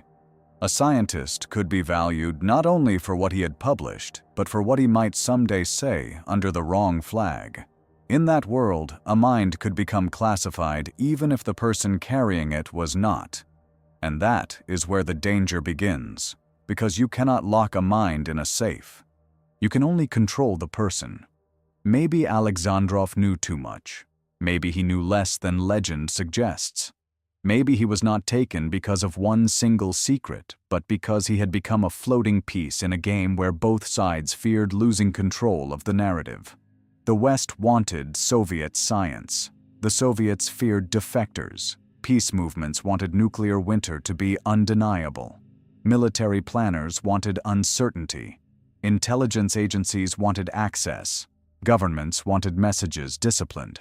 And a scientist with doubts, data, and travel papers becomes hard to manage. This case has a strange kind of silence around it, not the silence of a solved death where only the family still grieves, the silence of a case that feels like it fell between governments, too sensitive to tell, too old to prioritize, too ambiguous to prosecute, too politically awkward to turn into a clean historical confession. That is how some people disappear most completely. Not by leaving no evidence, but by leaving evidence spread across places that do not want to speak to each other. A hotel in Madrid, a Soviet institution, a Cold War conference, possible intelligence interest, a passport in the room, no body in the street, and no confirmed new life anywhere else. The file does not close. It thins, and over time, the public stops asking because the Cold War ends, the Soviet Union collapses, the scientists age, the documents scatter, the world finds new fears. Nuclear winter becomes history, then returns as a warning when the news gets bad again. But Alexandrov remains suspended in that hotel doorway, leaving behind the document that should have allowed him to move through the world. I keep imagining that moment, though of course we do not know it. A hotel hallway in Madrid. A door closing, the city outside warm and ordinary, a scientist stepping into the street with a mind full of apocalypse and no passport in his pocket. Did he know he was not coming back? Was someone waiting? Was he being watched by his own side, the other side, or both? Or did he simply walk into the one gap in the record that no one has ever been able to fill? The terror of Alexandrov's case is that it gives us absence at the exact place where documentation should begin. It does not give us a dramatic final scene. No car in water, no body in a creek, no bag in a bathtub. It gives us absence at the exact place where documentation should begin. A Soviet scientist abroad disappears, and the paper trail does not follow him. The passport stays still, the man becomes motion, and then nothing. There is a pattern here, but it is changing. The first cases were about missing objects and suspicious death scenes. Gary's laptop, Susan's last call, Gareth's lock, Jonathan's abandoned belongings, Boris's dry backpack, Charles's notebook. With Alexandrov, the missing thing becomes more abstract. A traceable person becomes untraceable. A valuable mind exits the record, and no government ever seems able or willing to give the world a final answer. That does not prove what happened. It proves only that the silence was stronger than the search, and in Cold War cases, silence is rarely empty. The Cold War ends, but the pattern does not. Now the story enters a world that should feel more modern, more transparent, easier to document. Phones, satellites, journalists, international pressure, environmental organizations, indigenous rights groups, global media. A world where disappearing two people should be almost impossible. But in the Amazon, distance still has teeth. Dom Phillips was a journalist. Bruno Pereira was an indigenous expert. They entered the Javari Valley to document a dangerous frontier of illegal fishing, violence, and environmental crime. They knew threats were real. They knew the river was not just a river, but a route controlled by men with money, weapons, and reasons to keep outsiders away. They went in with a story. The river gave back a crime scene. The Amazon does not hide people the way a forest in North America hides people.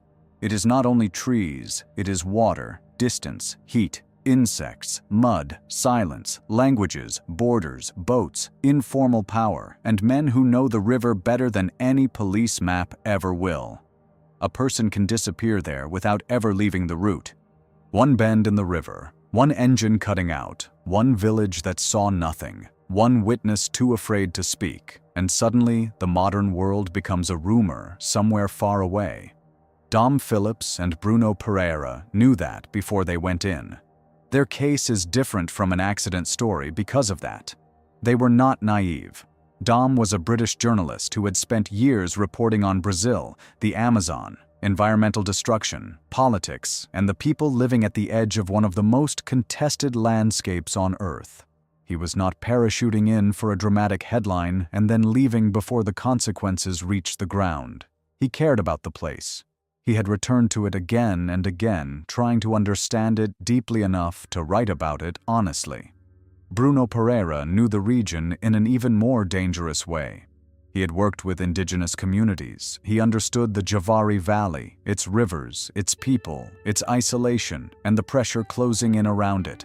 He knew about illegal fishing, poaching, trafficking routes, threats, and the way criminal economies move into remote places when the state is weak, absent, corrupt, frightened, or all of those at once. That combination made them powerful. A journalist who could tell the story to the outside world. A local expert who knew where the story lived.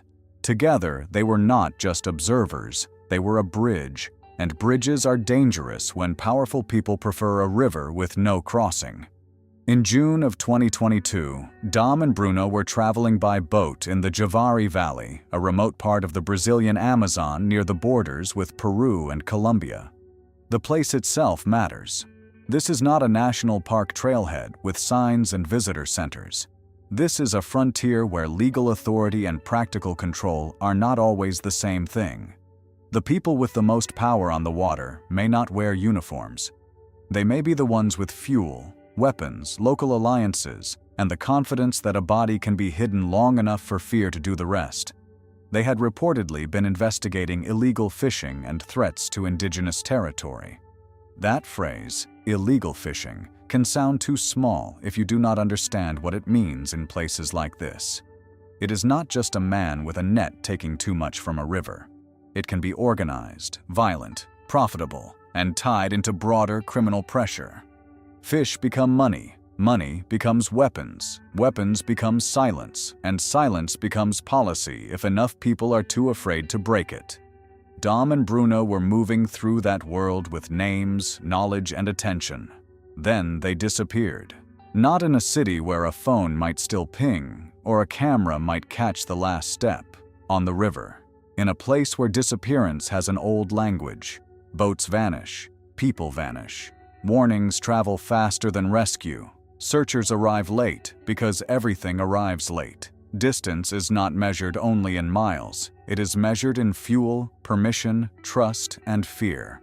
At first, there is always a strange gap in cases like this.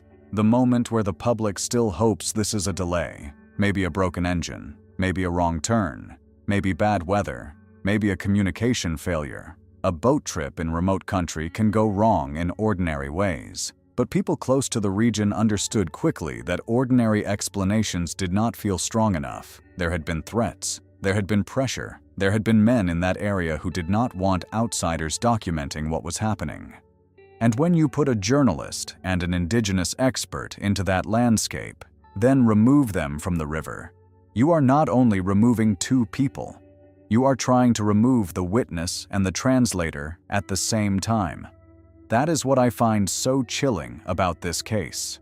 Dom could write the story, but Bruno could read the land underneath it. Dom could reach the world, but Bruno could explain the river. One without the other would still matter. Together, they were a problem for anyone whose business depended on outsiders not understanding what the locals already knew. Searches began. Indigenous groups, authorities, volunteers, people who knew the area moved through the river routes and forest edges.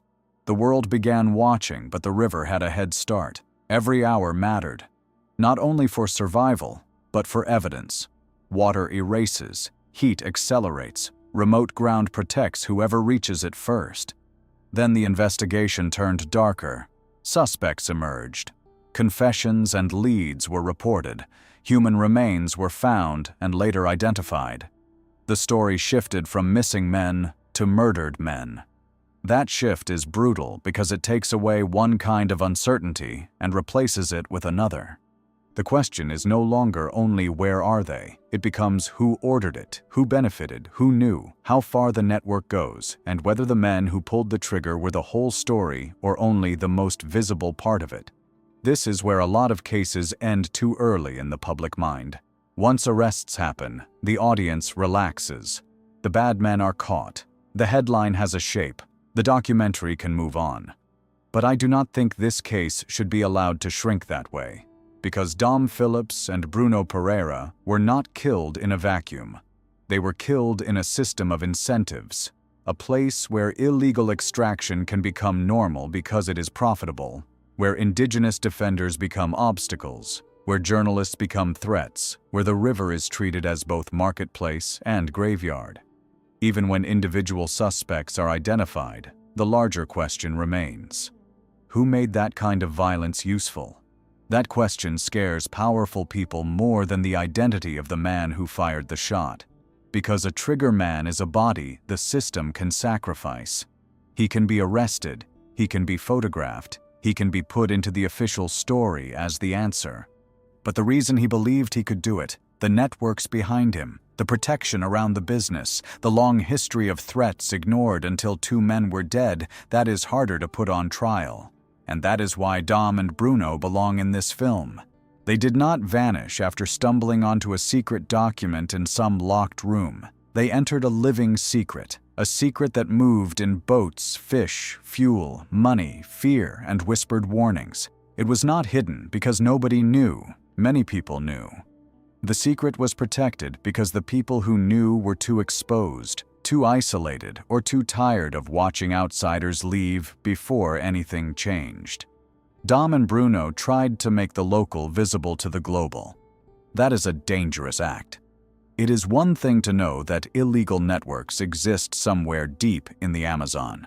It is another thing to name them, document them, connect them to territory, explain their methods, and put them into a story that people outside the region can no longer pretend is just a vague environmental problem. A vague problem is safe. A named one is not. The tragedy is that their deaths became the proof of the story they were trying to tell. Cases like this have a sick logic. The violence meant to silence them also revealed the brutality of the world around them. The river did not only give back remains, it gave back evidence that the danger was real. But evidence is not the same as protection, and attention after death is not the same as action before it. What I keep circling is how long the warning existed before the rest of the world heard the final one. There are threats that never become headlines. Local tensions nobody funds, reports nobody reads, complaints filed into systems that move too slowly, community leaders saying the same thing for years until a foreign journalist is killed and suddenly the world discovers the danger was there all along. That discovery comes too late for the people in the boat. And maybe that is the most honest way to understand their case. Not as a mystery in the classic sense, because much of what happened has been investigated and reported. Not as a supernatural disappearance, not as a puzzle built out of impossible physics. It is darker because it is less strange. It shows that in some places, truth does not need to be hidden behind a locked bag or a missing laptop. It can be sitting openly in front of everyone, waiting for the world to care. Dom Phillips and Bruno Pereira went into the Javari Valley because the story mattered. They knew the river was dangerous. They knew the people they were reporting on were not abstract. They knew the land was under pressure and that indigenous defenders were often the first to pay the price when that pressure turned violent. Still, they went. That is not recklessness. That is the terrible math of public interest work. If everyone stays away because danger exists, the dangerous people win without having to fire a shot. If someone goes in, they may not come back. Either way, the secret system gets to test how much truth the outside world is willing to pay for. In this case, the price was 2 lives. And the pattern changes again. Gary's story asks what disappeared with the laptop. Susan's asks who knew she would make that call. Gareth's asks who could leave a room that clean. Jonathan's asks what happened during the drive. Boris's asks whether the river was used as a cover. Charles's asks what a notebook was worth inside a coup. Alexandrov's asks what a scientist's mind was worth in the Cold War. Dom and Bruno ask a question that is simpler and more brutal. How many people have to warn you before a warning counts? Because they were not the first to say the Amazon was dangerous for those who exposed illegal networks. They were not the first to understand the cost of indigenous defense. They were not the first to see that remote places can be governed by men who do not need official titles. They were just the ones whose disappearance forced the world to look. And when the world looked, it found exactly the kind of danger they had gone there to document. That is why their case should not be remembered only as a tragedy. It should be remembered as confirmation. A final piece of reporting written in the worst possible way, not in ink, but in absence. Search boats, arrests, and a river that had been asked to carry too many secrets already. The next death is recent enough that every sentence needs caution. The people around it are still living with the consequences, and the public record is still breathing. A woman investigating corruption in Ecuador is found dead. At first, the story moves in one direction. Then an autopsy pushes it in another. Activists say she had delivered evidence involving powerful people. She had reportedly been threatened, watched, and followed. The first explanation was suicide. But the body, according to later reporting, would not let that explanation stand still.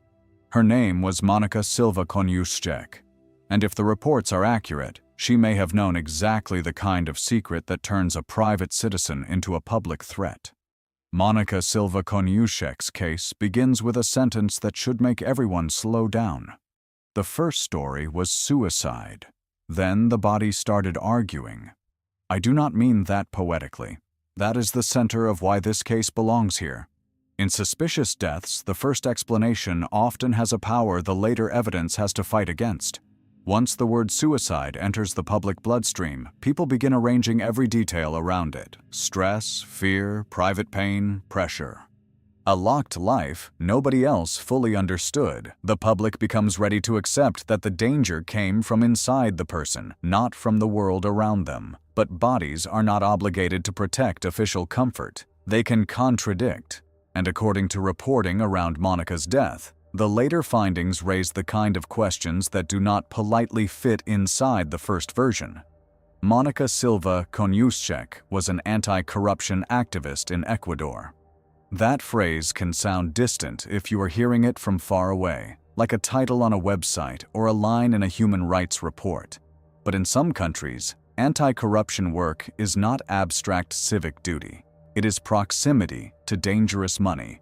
It is knowing names, transactions, relationships, companies, favors, protection networks, business interests, political friendships, and the hidden pathways that connect respectable people to ugly systems. A corruption investigator does not only collect documents, she creates risk. Not by herself, maybe. Not because one person can bring down an empire overnight, but because a well-placed document can become the beginning of a chain. A bank record leads to a company leads to a family member leads to a public official, a witness leads to another witness, a file handed to the wrong embassy, the wrong prosecutor, the wrong journalist can turn private fear into public exposure. Monika reportedly believed she had information connected to serious allegations involving powerful people. According to major reporting, activists said she had delivered evidence to the United States Embassy and was investigating links touching the family business orbit of Ecuador's president.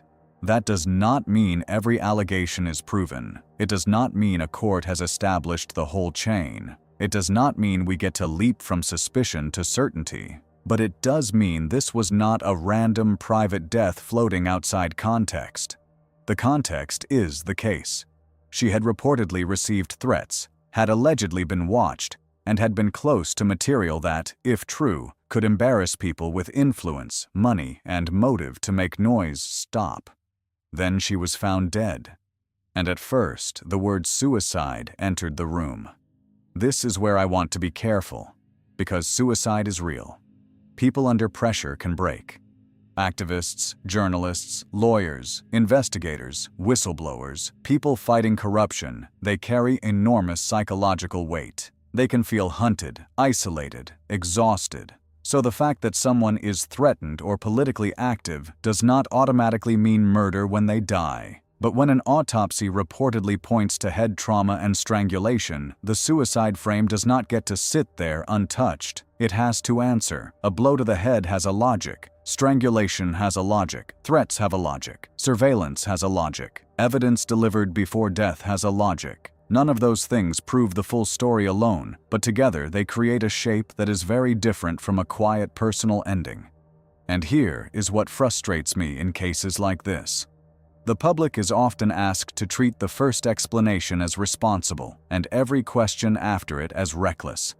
But sometimes asking questions is the responsible thing, not inventing facts, not naming killers without evidence, not turning every death into a conspiracy because it sounds dramatic, asking the basic questions. Who had motive? Who benefited? What did the autopsy show? Who saw her last? Were threats documented? Threats? What evidence had she delivered? Who was named in the material? What did investigators do with that information? Why did the first version move one way if the body later suggested another? Those are not conspiracy questions. Those are investigation questions. Monika's case is especially powerful because it sits in the modern version of the old pattern. The earlier stories in this film carried the texture of analog mystery. A missing laptop, a payphone, a locked bag, a paper notebook, a dry backpack, a passport left in a hotel room. Now the objects are more dangerous because they can multiply. Digital files, messages, screenshots, encrypted conversations, embassy submissions, leaked documents. Evidence can move faster than ever, but so can intimidation. A person with a folder of paper could once be searched physically. A person with digital evidence can be harder to contain, but also easier to discredit. You do not only attack the body, you attack the credibility. You flood the space. You suggest mental instability. You call the activist unreliable. You say the documents were exaggerated. You say there were personal problems. You say the death is private, tragic, closed. And if the public loses focus, the evidence becomes just one more file in a world drowning in files. That is why the first story matters so much. First stories shape attention. If the first story is suicide, Many viewers never return for the second story. They do not see the autopsy. They do not read the follow-up. They do not learn about the threats. They do not wait for the contradiction. The algorithm moves on. The news cycle moves on. The people who needed the case quiet only have to survive the first wave. That may be the most modern kind of cover. Not perfect secrecy, speed. Get the explanation out early. Let doubt arrive late. Late doubt is weaker. Late doubt has to drag the audience back to a story they already filed away. I do not know exactly what happened to Monika Silva Koniuszek. Anyone who pretends to know more than the evidence publicly supports is doing the case no favors. But I know what makes the case alarming. It is not one detail, it is the sequence. A corruption activist reportedly working on sensitive material. Threats and surveillance claims, evidence allegedly delivered to a foreign embassy, death, an initial framing in one direction. Autopsy details reportedly pushing in another. That sequence deserves scrutiny. And if you are watching this as someone who follows disappearances, strange deaths, and cases where people get too close to power, you have probably noticed something by now. The cases do not repeat perfectly. They never do. But they rhyme. Gary DeVore's car is found, but the laptop is gone. Susan Walsh leaves for a payphone, but the final contact never becomes clear. Gareth Williams is found in a bag, but the room refuses to explain how. Jonathan Luna's body is found, but the road into his death is fractured. Boris Weisfeiler's backpack is found dry, but the river is asked to be the killer. Charles Horman's body is found, but protection disappears when he needed it. Vladimir Alexandrov leaves a passport behind, but no trace. Dom Phillips and Bruno Pereira are found, but the larger system around them remains the real question. Monika's death, if the reporting is accurate, adds another version. The body is found, but the first explanation may have arrived before the evidence was ready. That is not a small thing, because whoever controls the first explanation often controls public memory. Monika's work pointed toward corruption, and corruption is not just theft, it is a survival system for people who live above consequences.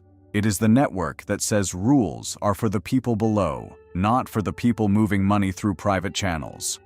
When someone investigates that world, they are not only accusing individuals, they are threatening an arrangement. And arrangements protect themselves with whatever is available. Lawyers, media pressure, threats, violence, and sometimes, after the violence has already happened, a story that tells the public to stop looking.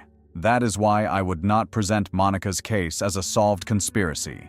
It is too recent, too sensitive, and too legally dangerous for cheap certainty. I would present it as a warning about how fragile truth is when the people asking for it are alone. Because that is what these cases keep showing us. The truth is strongest when it is public, documented, copied, witnessed, and protected by institutions that are willing to act.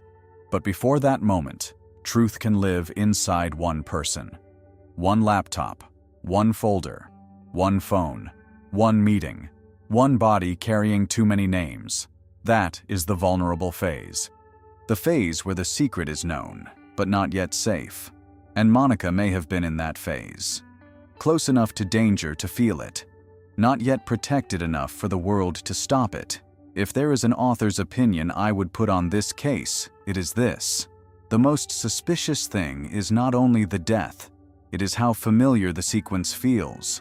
A person investigating powerful interests reports fear, brings information forward, dies under disputed circumstances, and then the public is asked to accept the simplest private explanation before the public has seen the full public context.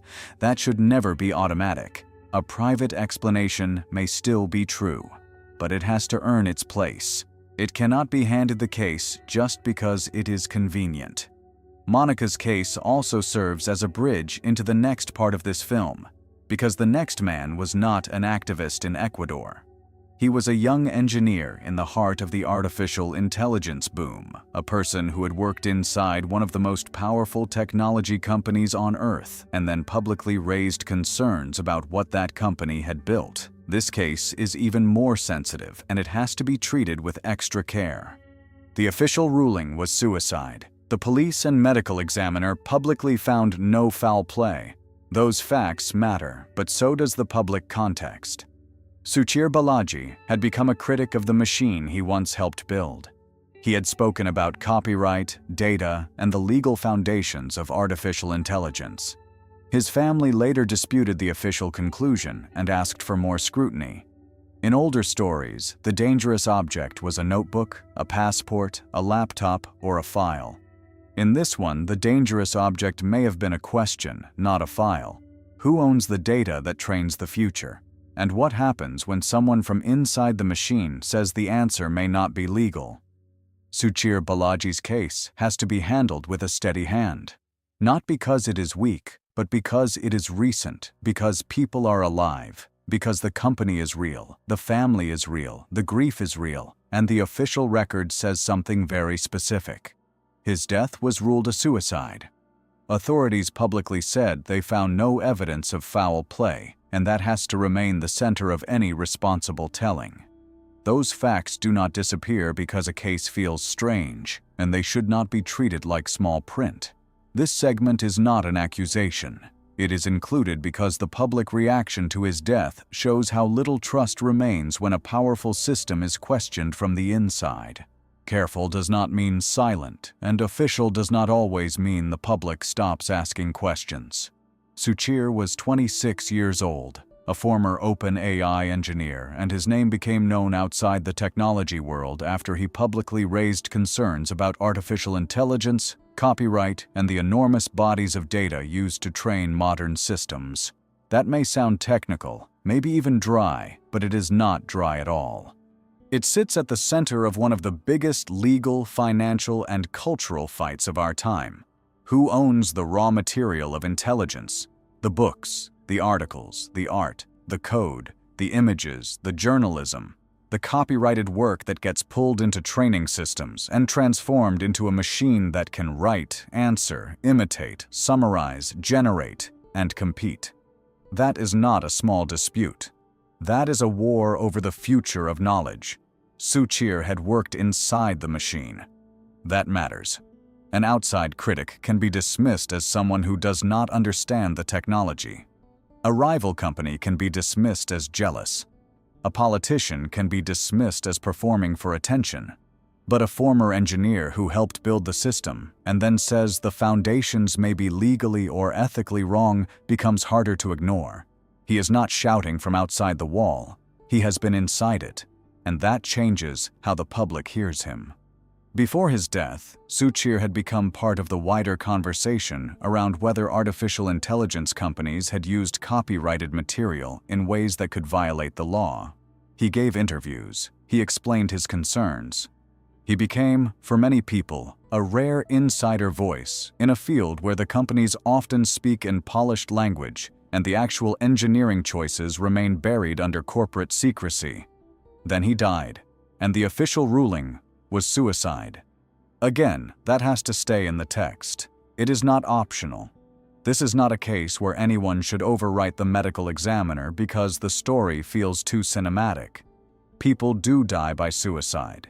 Young people, brilliant people, people under pressure, people involved in public controversy, people whose lives look promising from the outside. No documentary should treat that reality as impossible just because the surrounding context is dramatic. But the reason this case entered public debate is that his family disputed the conclusion and asked for more scrutiny. They raised concerns. They wanted more answers. And whether someone agrees with them or not, their grief became part of the public record too. The case becomes difficult right there, because there are two truths sitting beside each other. The official authorities ruled suicide and found no evidence of foul play. The family does not accept that as the end of the story. A responsible film does not flatten either side. It does not turn family suspicion into proof. It also does not pretend that a family's demand for answers is meaningless simply because a file has a label. The question is not whether we can declare a conspiracy. We cannot. The question is why this death made so many people stop and look twice. And the answer is context. Suchir died at a moment when artificial intelligence had become more than technology. It had become money, power, lawsuits, politics, labor disruption, media panic, investor obsession, and cultural fear.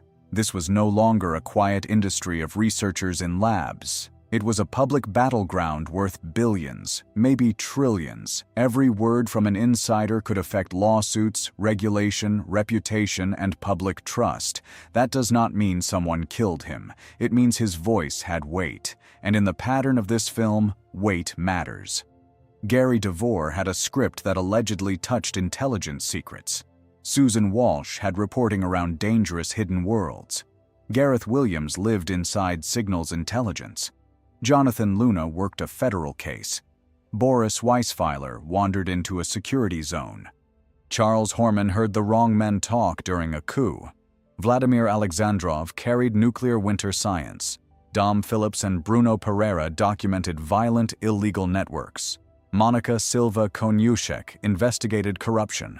Suchir Balaji carried something different. Not a file in the old sense, a contradiction. He represented a question the industry did not want simplified. What if the future was trained on material it had no right to take? In a less powerful industry, that question might remain a legal argument. In artificial intelligence, it becomes existential. If courts, regulators, or the public decide the training model was built on theft, the entire economic story changes. The value of the companies changes. The moral aura changes. The heroic narrative of innovation changes into something much less clean. And an insider saying that out loud is not just commentary. It is a crack in the mythology. That is what I think makes this case fit, even with all the caution it requires. Not because it proves dark forces, not because the official ruling can be ignored, but because it shows what a modern, dangerous secret can look like. It may not be a microfilm, a government file, or a witness statement hidden in a drawer. It can be an argument about data, a legal theory, a technical explanation, a former employee saying the quiet part in terms ordinary people can understand. The system was built this way, and maybe, he argued, that foundation deserved to be challenged. That kind of claim can threaten money without sounding like violence.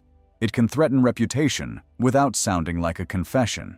It can threaten the future while looking like a blog post, an interview, or a lawsuit footnote, and that is why modern cases feel different from the old ones.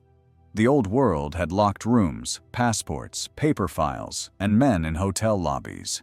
The new world has terms of service, training data, servers, non-disclosure agreements, copyright lawsuits, investor rounds, and public relations teams. But the human pressure is the same. One person steps out from inside a system and says the system is not what it claims to be. Then that person becomes intensely visible. Sometimes visibility protects, sometimes it isolates. Suchir's family believed there was more to understand. Authorities said the evidence did not support foul play. That tension is not something to solve cheaply in a video. It is something to place honestly before the viewer. Because the real lesson may not be that Suchir was murdered. The real lesson may be that in the modern world, even a death officially ruled suicide can become a public battlefield when the person who died had recently challenged a powerful system. That is not conspiracy. That is the cost of living in an age where trust has collapsed. People no longer hear official statements in a vacuum. They hear them against decades of hidden files, corporate scandals, intelligence failures, suppressed evidence, bought silence, and families who were told to stop asking questions before the truth eventually changed. So when a young insider critic dies, the public does what it has been trained by history to do. It checks the official answer against the surrounding power. Sometimes that suspicion is wrong. Sometimes it is necessary. What I would not do is use Suchir's death as cheap fuel for a theory no one can prove. That would be unfair to him and to his family. But I also would not leave him out of a film about people who became dangerous after speaking uncomfortable truths, because his case shows where the theme has moved. The secret is no longer only in a classified folder. It is in the architecture of the systems everyone is already using. Then the film reaches a case where the violence stops pretending to be ambiguous. No disputed medical ruling, no ambiguous apartment, no quiet family disagreement over what the authorities found. A journalist in Malta spent years naming corruption in public. She wrote with a force that made powerful people furious. Her work touched offshore companies, political elites, financial networks, and the machinery that lets a small island become a hiding place for very large money. Then a bomb was placed in her car. And when Daphne Caruana Galizia drove away from her home, the secret did not need to hide behind an official explanation. It exploded in daylight. Daphne was 53 years old when she was killed in October of 2017. By then, she was not just a journalist in Malta. She was an institution and an enemy, depending on who was speaking. Her blog was followed obsessively. Her reporting cut into the private arrangements of the powerful. She wrote about corruption, offshore companies, political influence, organized crime, and the kind of deals that only work when everyone involved believes the public will never see the whole map. That made her dangerous. Not that she whispered, that she published. There is a difference. A private investigator with a folder is dangerous to a few people. A journalist with an audience is dangerous to the whole arrangement. Once the story is public, it cannot be retrieved. It can be denied, attacked, buried under lawsuits, mocked, politicized, drowned in noise, but it cannot become unprinted. Daphne understood that, and her enemies understood it too. She had been threatened. She had faced lawsuits. Her house had been attacked before. She lived inside pressure for years, the kind of pressure that can become almost normal when the danger has been there long enough. That is another thing these cases reveal. The public often hears about threats only after the final act. But the person living inside the story has been hearing them for a long time. A threat becomes a message, then another, then property damage, then surveillance, then legal harassment, then public smears. Then one day everyone acts shocked that the violence escalated. But escalation has a staircase. People just ignore the steps until the body is at the top. On the day she died, Daphne left her home and drove away. The bomb detonated shortly afterward, killing her in an attack that sent shockwaves far beyond Malta. This was not subtle. It was not designed to look like an accident. It was a public execution, the kind of killing meant to punish the person and educate everyone else. A car bomb is never only a weapon. They are not only meant to kill, they are meant to speak. They tell other journalists to lower their voices. They tell sources to stay hidden. They tell judges, activists, investigators, and ordinary citizens that the people behind the violence are willing to cross lines the civilized world pretends are protected. But the killing did not bury Daphne's work. It expanded it. Investigations followed. Arrests came. Trials and convictions came. The case eventually reached men accused in the planning and execution of the bombing, and later reporting and court proceedings tied the murder into wider questions about power, business, corruption, and political responsibility in Malta. That makes Daphne different from some earlier cases in this film. There is no need to pretend the central event is unknown. She was assassinated. The world knows that. The courts have addressed parts of it. People have been convicted. The mystery is not whether she died because of violence. The deeper question is how a country gets to the point where killing a journalist becomes useful to someone. Because that is not one man's decision in a vacuum. That is an ecosystem where corruption is profitable, where public exposure is dangerous, where lawsuits can be used as weapons, where politicians and businessmen move too close together, where reporters become isolated, and where the people being investigated begin to believe the system will protect them longer than it protects the woman exposing them. Daphne did not vanish like Susan Walsh. She did not leave behind an ambiguous final scene like DeVore. She did not die in a puzzle room like Gareth Williams. Her case is cleaner in the worst possible way. She named names, exposed systems, and was killed. But the pattern remains the same because the danger appears at the same point, when hidden power faces public record.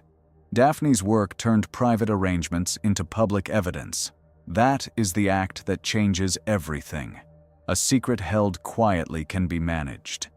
A secret written clearly and read by thousands becomes a threat with momentum. The people who ordered or enabled her murder, whoever they all were, did not only want to stop her breathing, they wanted to interrupt publication. And that is why her death fits this story, even though it is not a disappearance in the classic sense. Sometimes they do not need to make the person vanish. Sometimes they need to make the person into an example. What they failed to understand is that examples can travel both directions. A killing meant to silence can become the reason the whole world starts reading. And that is the cruel victory Daphne took from them after death. Her killers could end her life, but they could not make the questions disappear. The articles remained. The investigations expanded. Her name became larger than the island that had tried to contain the scandal. Still, do not romanticize that. It is easy to say the truth survived. It is harder to say a woman did not. Her family lost a mother, a wife, a person, not a symbol. Every documentary sentence risks turning a human being into a lesson. But the lesson matters because other journalists are still living inside the same staircase. The staircase was visible. Threats, lawsuits, smears, isolation, attacks, and finally death. Only afterward did the world ask why nobody had treated the earlier steps as part of the same climb. Daphne's case answers one part of that question, because powerful people often do not fear the first warning sign.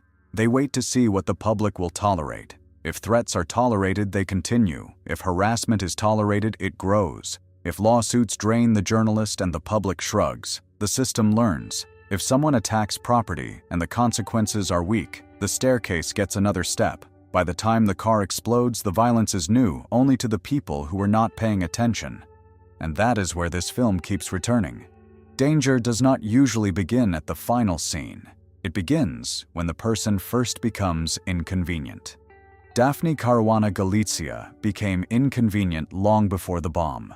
Her death revealed how far the people threatened by exposure were willing to go, but the conflict had been visible for years. That is why I think her case belongs near the end of the film, where the pattern has become impossible to dismiss. By this point in the film, we have seen quiet evidence vanish and loud violence arrive. A laptop can disappear, a death scene can be arranged, a drowning can be questioned, a passport can stay behind, a river can hide a murder, and a suicide label can arrive before harder evidence has time to breathe. But sometimes the secret system does not hide what it did. Sometimes it kills in the open because it wants the fear to be public. And once you understand that, the next case becomes even more chilling because it shows how the same logic works where cartel power and politics blur together. A journalist in Mexico began naming candidates linked to organized crime. She understood that in some places, elections are not only fought with speeches and ballots, they are fought with threats, gunmen, and men who decide which politician is allowed to stand. Her name was Miroslava Breach. She did not expose a hidden world from the outside. She exposed the point where the hidden world was entering the ballot box. And for that, someone decided her voice had become too expensive to leave alive. Miroslava Breach understood something that many people outside Mexico only understand after it is too late. A cartel does not need to own a country. It only needs to own the point where fear meets local power, a mayoral race, a police department, a road into the mountains, a candidate list, a phone call before dawn, a name printed in a newspaper when that name was supposed to stay inside a whisper network. That was the space Miroslava reported on. She was a journalist in Chihuahua, a state where politics and organized crime could sit so close together that the line between them sometimes looked less like a wall and more like a handshake. She wrote about violence, corruption, land, indigenous communities, and the pressure criminal groups placed on public life. But the reporting that made her especially dangerous was not only about bodies or gunmen, it was about access. Who was being allowed onto ballots? Who was standing behind candidates? Which political names were being pushed by criminal power? That kind of reporting is different from covering a murder after it happens. It reaches upstream. It does not just show the blood on the street. It asks who is deciding where the street will lead. And that is where journalism becomes unforgivable to certain people. A cartel can survive being feared. In fact, fear is part of the business model. What it cannot tolerate easily is being mapped, named, connected to politicians, shown not as chaos, but as a structure with goals, alliances, and representatives. Miroslava's work suggested that the violence was not random. It had political direction. It had people trying to move from the hidden world into the official one. That is what made her a threat. Not because she was carrying a gun, because she was carrying relationships into print. In March of 2017, she was killed outside her home after taking one of her children to school. That detail always hits differently. Not because death is only tragic when family is nearby, but because it reminds you how ordinary the day was supposed to be. School, morning, routine. A journalist moving through the same domestic pattern millions of people move through every day. Then the violence arrives where the private life is, outside the home, in the open, close enough to send a message to everyone who knew what she had been writing. A note was reportedly left at the scene, a message that framed her killing as punishment for speaking too much. That is one of the most revealing details in the case, because it shows the logic of the killers. They did not want only death. They wanted authorship. They wanted the murder to explain itself as discipline. They wanted other reporters to understand the price of naming things that powerful men needed unnamed. That is the cartel version of censorship. No court order, no polite denial, no press conference, just a body and a warning. But if you look closer, the danger around Miroslava was not only cartel violence, it was the space where cartel power and politics touched. That is more frightening than a gunman alone, because a gunman can be treated as an individual criminal. A network inside politics is harder. It can deny, leak, intimidate, protect, redirect, and wait. It can act through people who never hold the weapon. It can make a killing look like the work of one angry cell, while the benefit spreads quietly across a whole arrangement. This is why journalist murders in cartel regions are so hard to solve cleanly.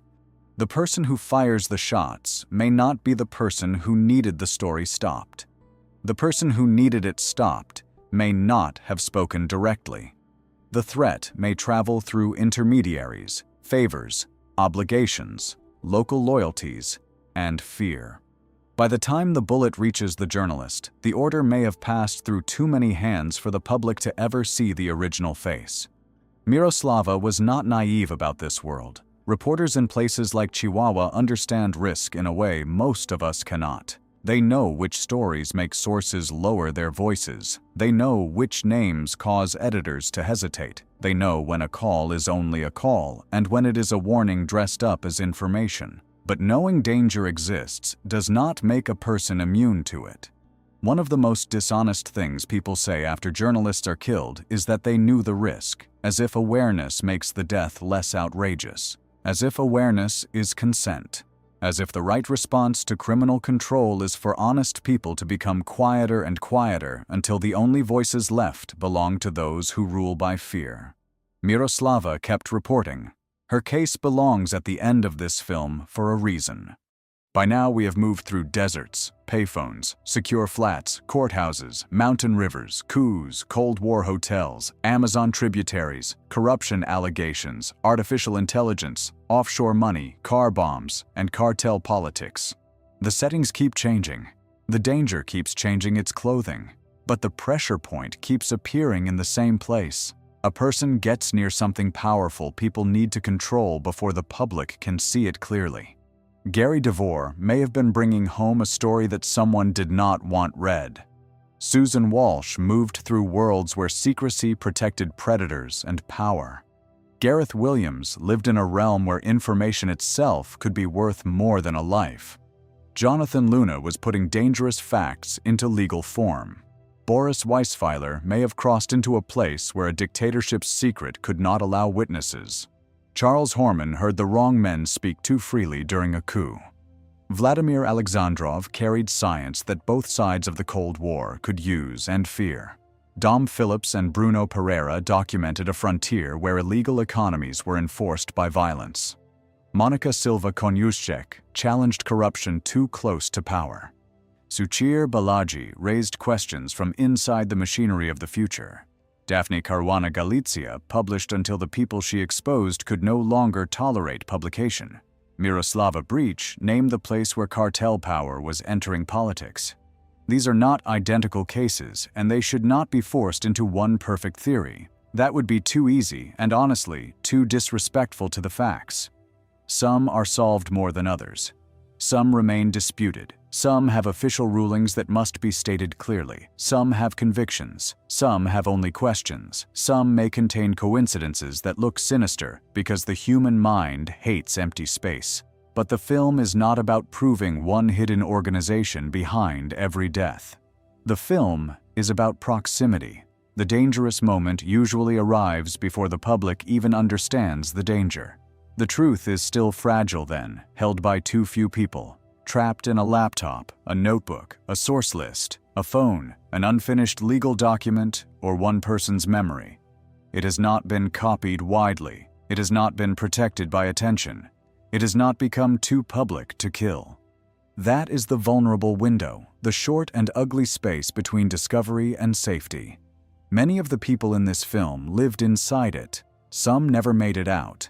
And the most disturbing thing is that the official explanation often arrives faster than the truth. Accident, suicide, robbery, misadventure, personal crisis, local dispute, nothing to see. A tragedy, yes, but not a pattern. A death, yes, but not a warning. Sometimes those explanations are true. Sometimes they are not. The problem is that people who benefit from silence do not need the public to believe them forever. They only need the first few days, long enough for the scene to cool, long enough for the documents to vanish, long enough for witnesses to get scared, long enough for attention to move somewhere else. After that, doubt can arrive late. Late doubt has to fight through headlines already written, files already labeled, and audiences who think they already know the ending. That is why these cases matter. Not because every question has a dramatic answer, but because a society that stops asking questions becomes useful to the wrong people. It becomes easier to isolate the next journalist, easier to dismiss the next family, easier to call the next suspicious death private, easier to let the next missing file become a footnote. There is no single monster here.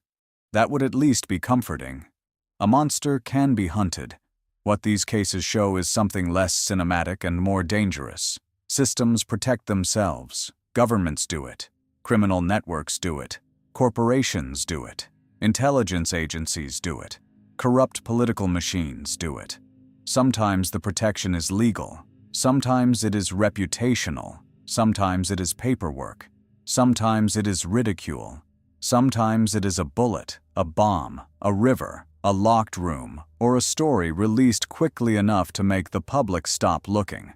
And the people who expose those systems rarely look like heroes at the moment they are most vulnerable. They are often described as difficult, obsessive, paranoid, troubled, reckless, too political, too emotional, or too close to the story. Then they die or disappear, and suddenly the same qualities become the reason we wish someone had listened harder. Maybe that is the lesson that stays. When a person says they are being watched, do not wait until they are dead to call it evidence. When a journalist names a dangerous network, do not wait for the car bomb to decide the threats were real. When an official explanation depends on too many convenient missing objects, do not confuse closure with truth. And when the one thing that could explain the danger disappears with the person, pay attention to the absence. The body is not always the only evidence. Sometimes the evidence is the missing laptop, the dry backpack, the passport left behind, the phone on the desk, the notebook, the article that was almost finished, the source who never called again, or the file that should have been copied before anyone knew it mattered. The object that should have explained the story becomes the reason the story will not rest. For the people in this film, truth did not always open a door. For some, it made them visible. For others, valuable. For a few, disposable. And for the rest of us, it leaves a responsibility heavier than curiosity. Do not turn every mystery into a conspiracy. But never let the first explanation become sacred just because it arrived first. Because sometimes the truth is not buried in the ground. Sometimes it is sitting in plain sight, right where the official story told you not to look.